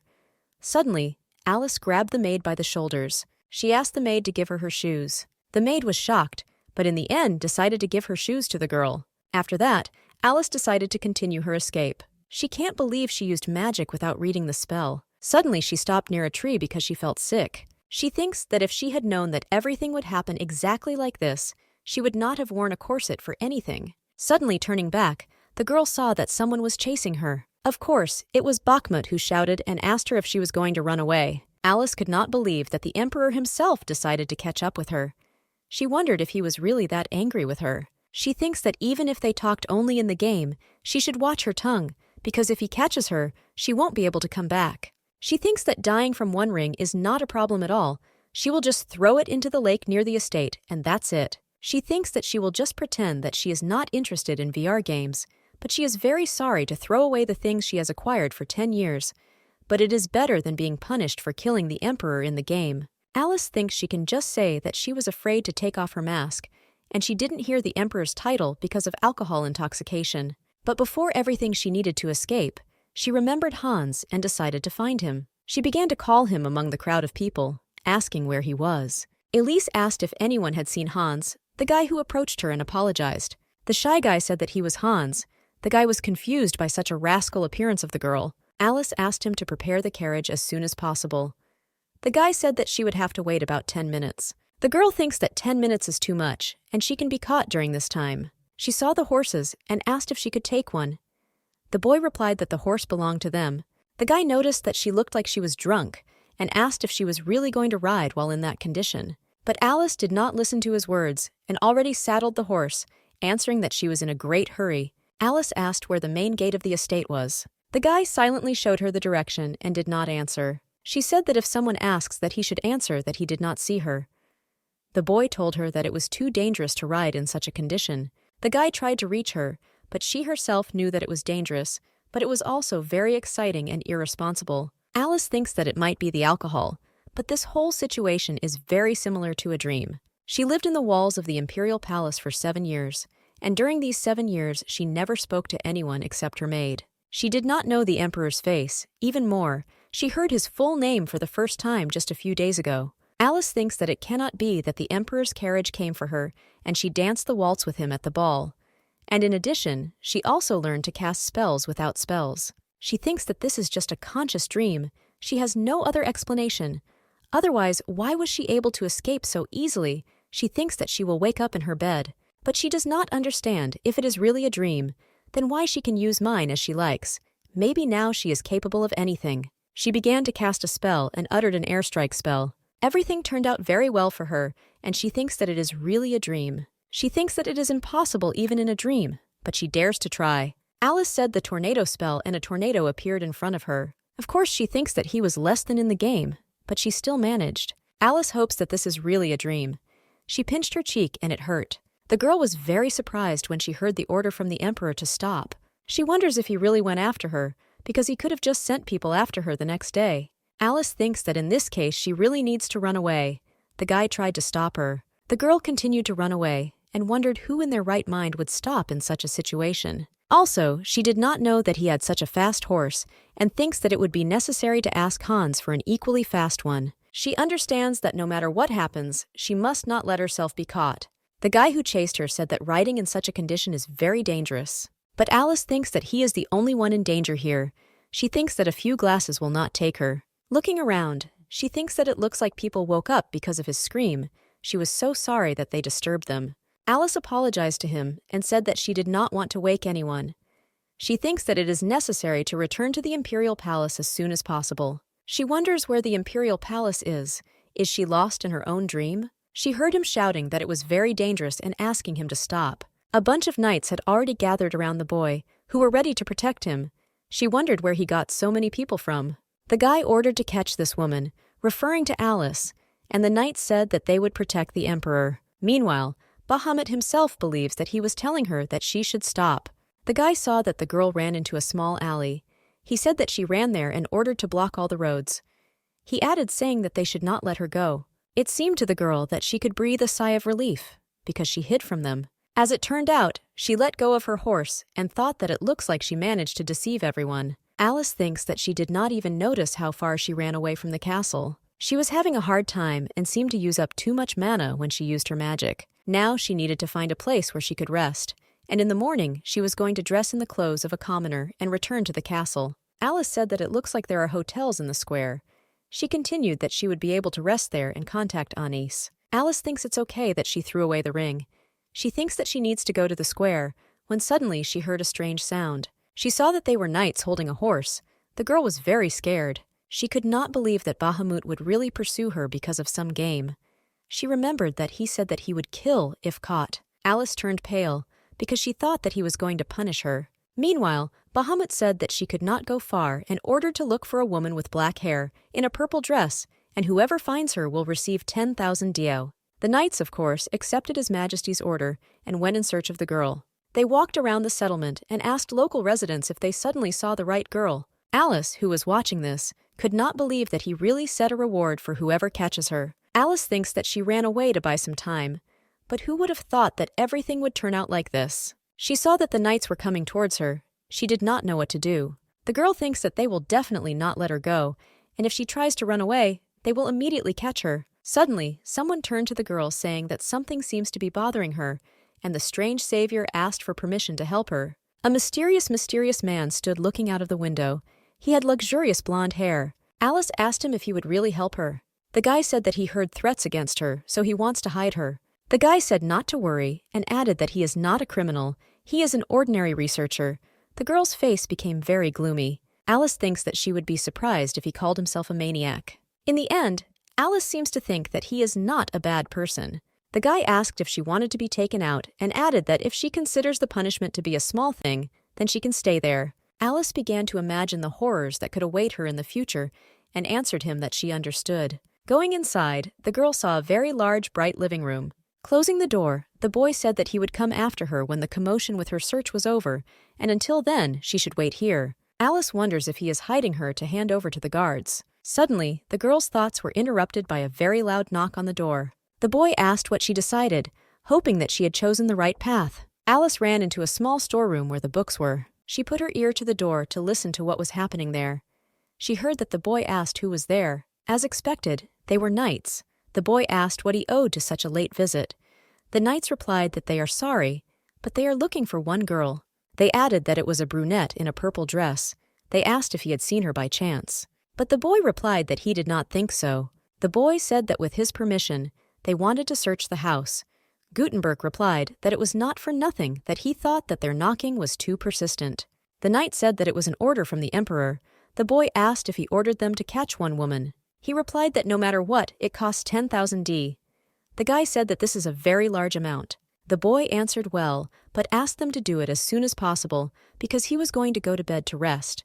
The boys said that it was amazing that he had not gone to bed yet. The guy was engaged in his research, so he did not sleep and asked what the matter was and what she had done to His Majesty. They replied that they had just suddenly started chasing her. The boy said that the emperor got on his horse and ran after her, and they had to follow him. The guy said that they could look for her tomorrow, but this is the emperor's order, and you can't do anything here. The knight said that there was no one here and apologized for the inconvenience they had caused and wished them a good evening.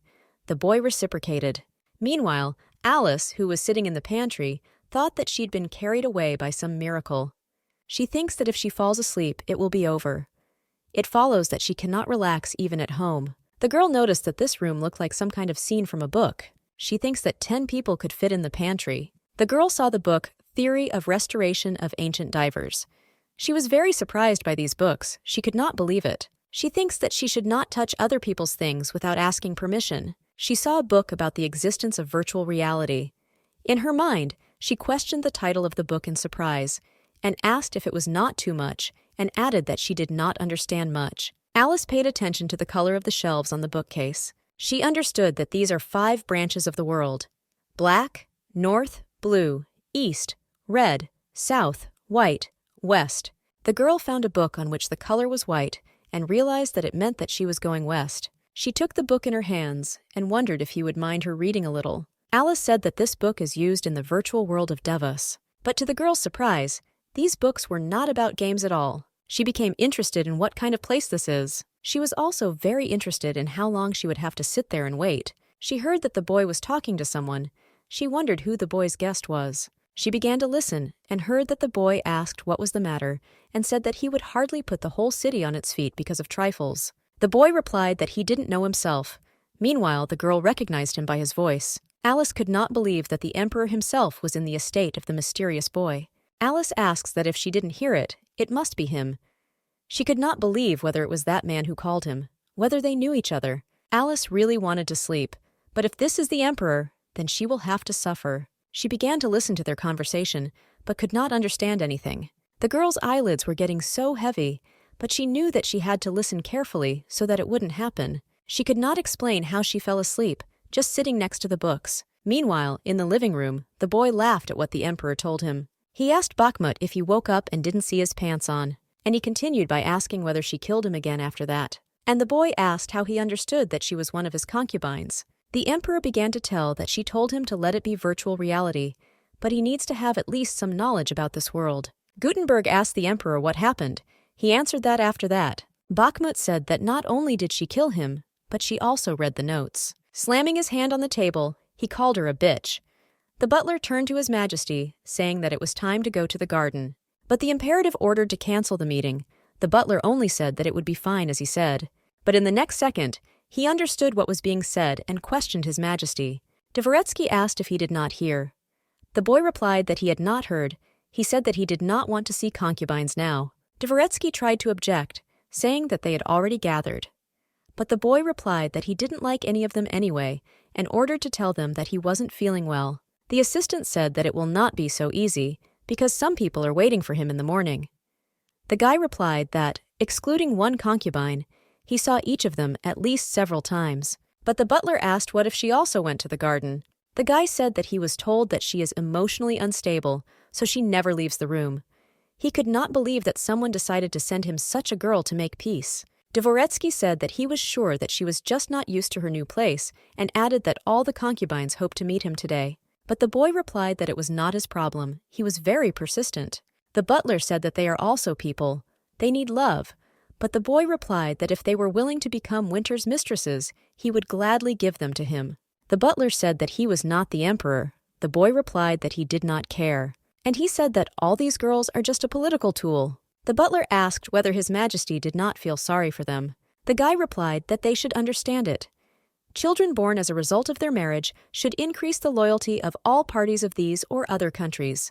Dvoretsky said that in addition, he is the emperor, which means that he is the most influential person in the country, and added that he is obliged to raise an heir. But the emperor stood up and said that the empress would give birth to his heir. The butler asked when she would appear, helping the boy to put on a robe. Bahamut replied that when he appears, then they will know. He added that the members of Dante's family have a special gift that allows them to discover whether this or that thing belongs to them or not. The butler replied that it would be as he said, and asked where he was going. The emperor asked what the difference was, and said that the main thing was to cancel the meeting. The butler obediently went to fulfill His Majesty's order. Meanwhile, the guy thinks he can't stand this girl, but he really needs to learn more about the world of Diva.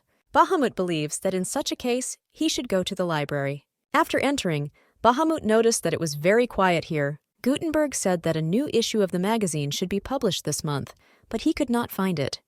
He even thought that he might not be here. The guy guesses that hardly any of the locals will be interested in virtual reality, and thinks that if it weren't for Gutenberg, he wouldn't be interested in such things either. He saw a book that was called A Beginner's Guide to the World of Divas. He remembered what that cheeky girl had said about it. He took the book and went to the table to read it, when suddenly he saw a girl who was also sitting in the library. Seeing her clothes, he thought that she was a concubine. He was interested in whether they shouldn't be in the garden. He could not believe that a concubine lives in the castle, who is absolutely equal to the emperor. He said that if you think about it that way, that viper also had black hair. Although he knew that it was wrong to do so, he could not control himself. Therefore, he decided to approach the girl and take a look. Oddly enough, he saw Alice in front of him, who was sitting and reading. Looking at her, he realized that it was she, that cheeky girl from virtual reality. The girl who killed him in virtual reality was sitting right in front of him, so he decided to sit next to her. The boy asked what happened after that, and Bahamut remained silent. He continued to tell that she was so focused on the book that she didn't notice him at all, so he decided to look at her properly. The guy decided to start with her face, then he looked at her outfit. She was wearing a rather open dress, which was too open in the chest area. He thought that she ran into the library before going to the garden. He felt funny and left.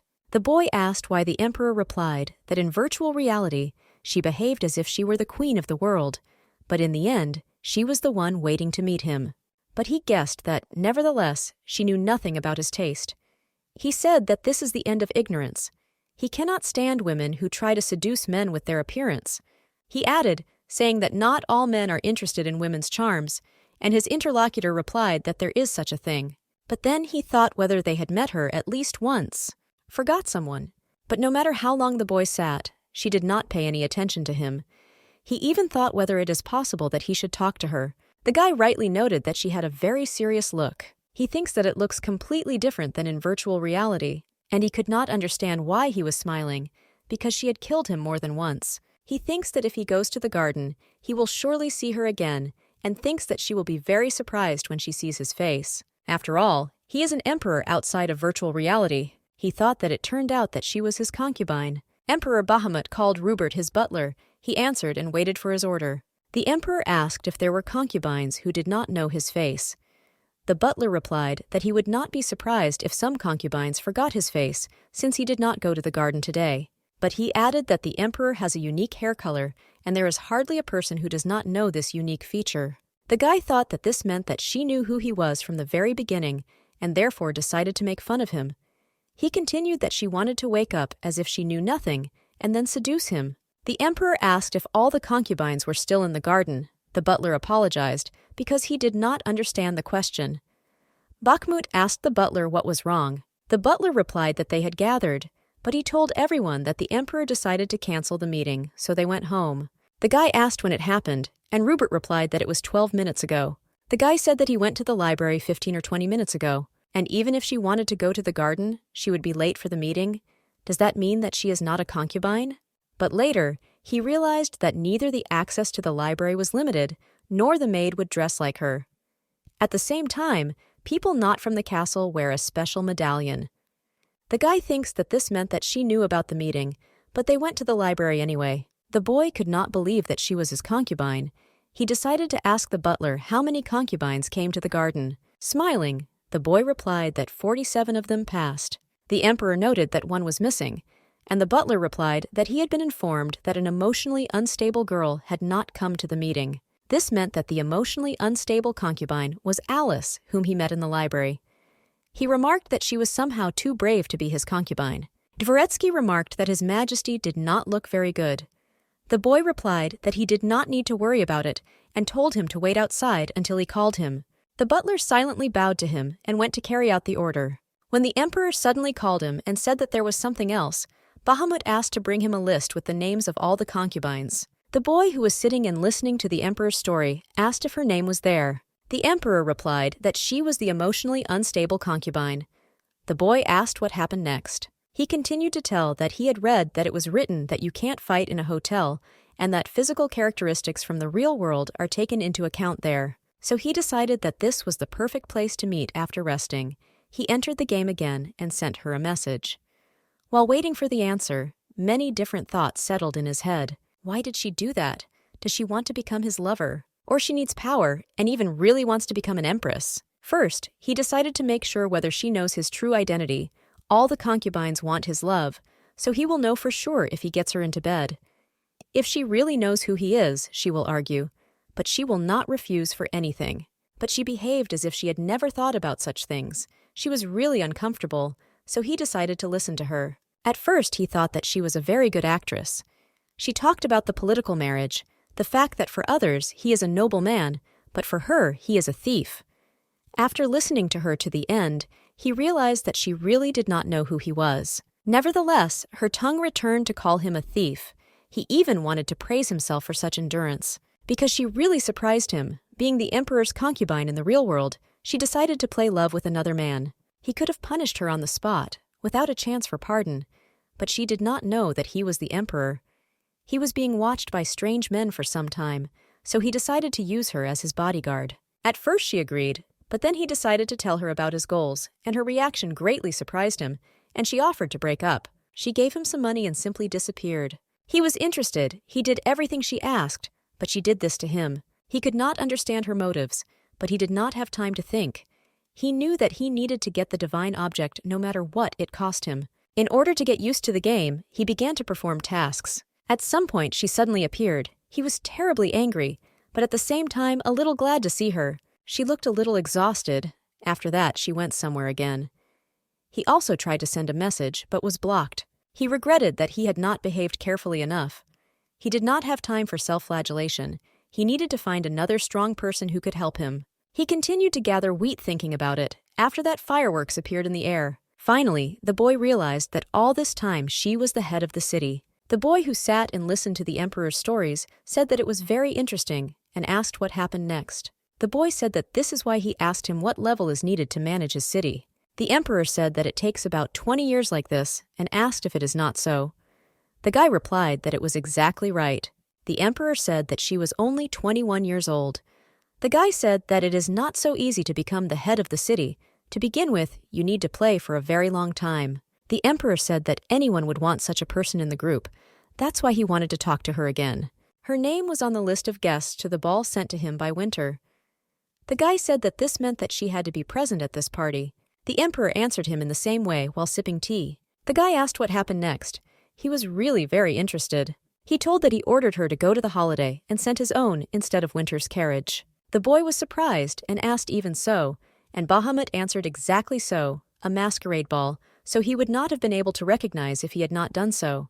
The guy asked if that was all, and the emperor replied that he also instructed the messenger to find out what kind of woman she was. As he was ordered, he learned everything about Alice. Winter was interested in her for some time.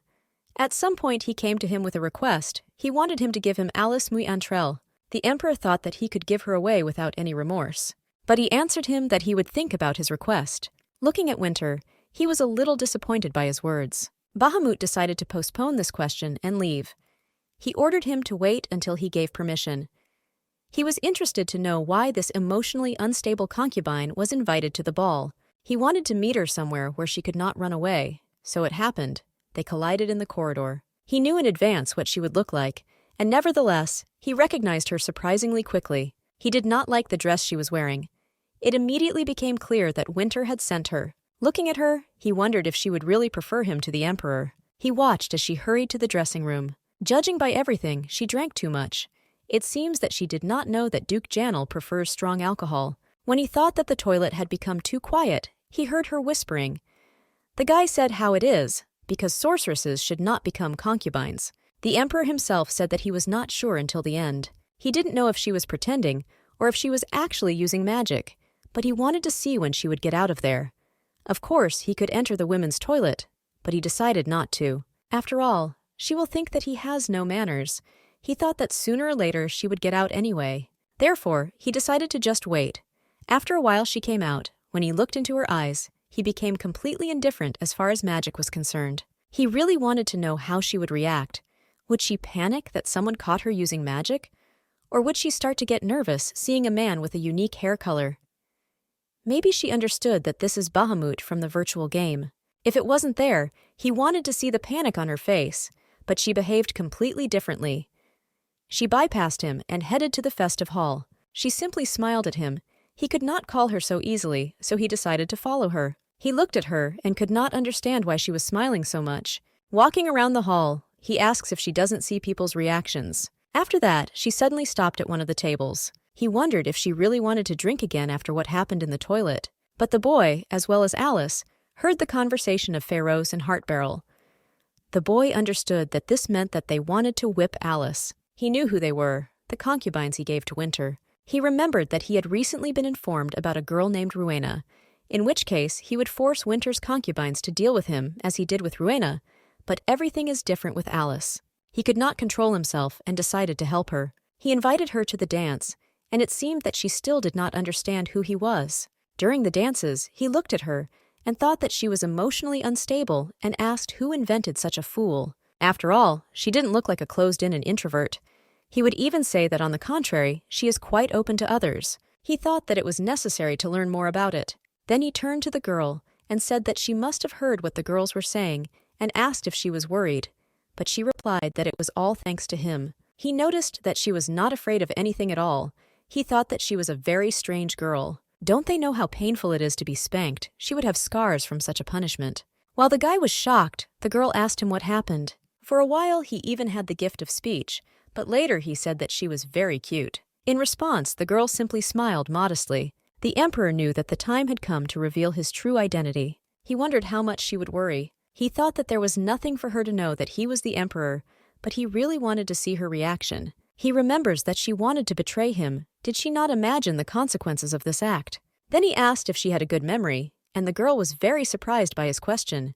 And that's when he asked if she still didn't understand who he was. He thought that her lips began to tremble, and her eyes began to run as if she had met a predator that was too much for her. Looking at this whole picture unfolding in front of him, he thought that it was a very pleasant feeling. It seems that she really thought that he would never be able to find her. Then he remembered that he invited her to go out on the terrace, and she agreed. And the guy said that it is not bad. The emperor thinks that he will not tell him how strange he felt at that moment. The guy asked if he decided to talk to her personally. Bahamut said that he first took her to the mini terrace. This is the place where a couple goes after a dance, feeling a special atmosphere. But the emperor had a slightly different goal, but it is a place where two people can talk. Slyly smiling, the boy asked him if he had decided to forgive this concubine. The emperor repeated his question, and the boy turned very pale. Bahamut continued by saying that he was saying strange things. Besides, what was it that made him so nervous all of a sudden? The emperor asked that of course he said that he would find her soon, but is she really here? The guy was unable to answer anything. He answered the boy that she is not here and cannot be. But the next moment the emperor pointed his majestic sword at him. The boy asked how he was not ashamed to point his sword at a friend. Bahamut said that he himself knows that lying is punishable by death by the emperor. The emperor said that he would ask again, and the boy replied that if he killed him, he would never know where the concubine was. Approaching the wall, the boy realized that she was hiding behind this door. The guy thinks that there is nowhere worse and is very worried. The emperor asked him if he wanted to die, and he replied that if he died, he would not be able to open this door, even if he destroyed the entire building. The space behind this door is an unusual room, a special place where the imperial scientist keeps his scientific works and can only be opened by a magician. Hiding his smaller one, the emperor said that he really could not kill him. He continued by asking if it was possible in such a case that he wanted to suffer until he wanted to die. The boy addressed his majesty and called him the blessed lightning deity Adul and asked him not to say such things. The emperor said that in such a case he should finally open this door. The cunning guy said that for 10,000 diversions, this is not a question. The emperor asked why he hid the truth from him. He replied that he could do something with her. He added that she is also very cute. The guy said that if she knows how to use magic, then he should kick her out of the estate. And also to declare this to her in her homeland. The emperor asked what he was leaning towards. Finally, he said that if the emperor was going to banish her, he had better just send her to him. The guy said that he was not interested in her anyway, but she could save up for him. He added that he could try to persuade her to help him. The emperor said that he would give him 10,000 and asked him to shut his mouth and open the door. They opened the door and the girl began to fall. The guy caught her and was surprised that she fell asleep. He asked the emperor what he was going to do, maybe take her to the palace. Taking the girl in his arms, the emperor ordered to call the maid. Bahamut asked if he had a spare bedroom. The guy asked him if he wanted to invest it in him. He was really very worried about the girl and said that this is exactly what he was going to do. They went into a dark room. The guy said that she was too pale and ordered to call the maid and the doctor as soon as possible. Although the boy was unhappy that the emperor began to command, he agreed with him. The emperor asked the doctor how she was. The doctor replied that, judging by everything, she was simply very tired and needed rest. The emperor called Gutenberg and asked him to call the captain of the knights. Of course he agreed. Sitting on the bed next to the unconscious girl, the boy called her a fool. Looking at her, he wondered why she wore such a tight corset. He wondered if she had fallen in love with Winter just because he was nice to her. He wondered if it was enough for her to be an ordinary concubine. If you think so, she was very polite in her conversation with the emperor. The guy remembered their dialogue, that it is extremely impolite to talk to people like that, and that he replied that she was right, and in reality they were meeting for the first time. He said that after that she suddenly disappeared and he never saw her again. At first he thought that she had fallen and his heart almost stopped. That is why he was in a hurry to look down. But he saw only the back of the running girl, who was holding the hem of her dress. He remembers that he started chasing after her. Approaching the gate, he saw how she got on her horse and started to disappear. At first, he recalls that he wanted to use lightning magic, but he was afraid that she might die. Fortunately, she turned onto a narrow road, but when they found her horse. But doubts began to gnaw at him. What if she fell? That's why he ordered the soldiers to search the area. He was angry that she made him go so far. He thinks that he should just leave her and he will do it. Waking up confused, Alice could not understand where she was. The girl was able to stand up and go to the window. What she saw there surprised her. Looking at children, music, and people talking. She thinks that she has not seen such a landscape for a long time. She even had thoughts that she is in virtual reality. However, she did not remember to connect. She wonders if it is possible that she is sleeping. In order to be sure, she decided to use her famous airstrike. As soon as she used it, the window shattered into thousands of small pieces. Alice said that if she can use magic, that means it's virtual reality, but she couldn't remember when she connected. She tried to call an informational familiar, but she was unsuccessful. She was very interested in why she did not succeed. Some mysterious figure was watching. Behind this mysterious figure was none other than the maid. Seeing the girl, the maid ran away and called her master. She said that the girl had woken up. Gutenberg entered the room. Seeing him, the girl realized that his face was already familiar to her. She understood what it seemed like. This is the man who helped her. If she is not mistaken, his name is Gutenberg. Finally, the girl began to remember that she was in a small room with books when she fell asleep. In addition, Alice was very worried about one question, whether she was using magic now for real. She understood that it was not a dream, but she did not understand why she had become stronger than usual. She felt a little awkward and asked how it all came to this, and the boy just looked at her with surprise. Alice apologized to him and said that his window suddenly broke. She added that she did it unintentionally and said that she would pay for its repair. But the boy turned to her and told her not to worry about it, calling her Alice, and she asked how he knew her name. The guy explained that he had left her slippers by her bed. The girl was confused and said that she did not even notice them. He told her to come here, but carefully look under her feet. While walking to him, the girl injured her leg and was very surprised that the fragments flew all the way here. The guy apologized to her and said that she seems to have hurt her leg. Taking her leg in his hands, he asked if it hurt. She mentally asked him what he was thinking, but she answered him that everything was fine. She asked him to let go of her leg, but it seems that the guy did not hear her. Gutenberg began to recite an incantation to the deity of the underworld, who is the patron of life and death. He continued by saying that he was calling for her help. He asked to return this place to its previous state with the help of her power. The girl could not believe what she was seeing, and the boy replied that it was the divine magic of return. Surprised, the girl asked him, and he answered that yes, since the injury is small, he can only use this spell. He turned to Alice and asked if she was still in pain. The girl answered that no, she had become much better. She asked him how he knew her name, and Gutenberg asked her if he could ask her one question. Elisa remembered his conversation with the knights, who said that they were looking for a girl. Alice apologized for overhearing their conversation, but the boy said that she had nothing to apologize for. Gutenberg said that he did not accidentally learn her name from the emperor. The girl was incredibly surprised. She had already forgotten about him. Alice apologized to the boy and asked if the emperor had found her. The guy answered yes and added that they were waiting for her to wake up together. Alice could not believe it. She remembered how they spent time in the virtual world. She did not know what to expect.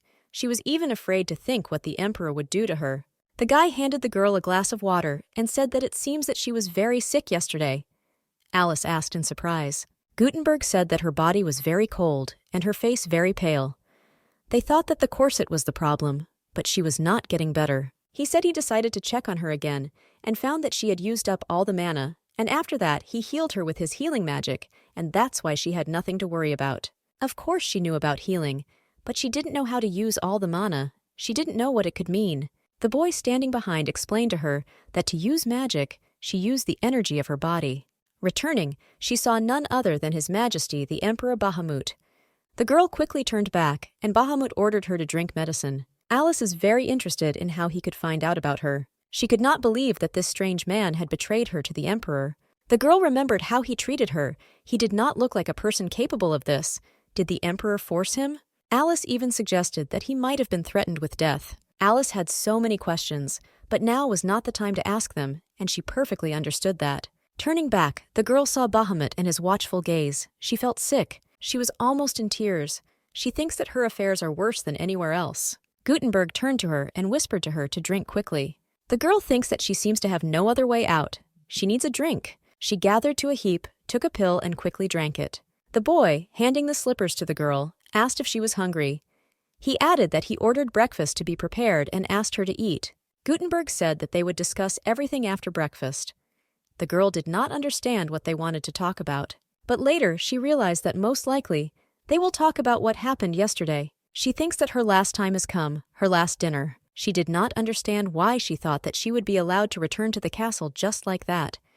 She did not know what would be done to her. Maybe she would be thrown into prison. Maybe she would be punished. Raising her eyes, she saw the evil look of Bahamut. She felt sick every time she looked into his eyes. She dared to apologize to them because she was really sorry that everything turned out like that.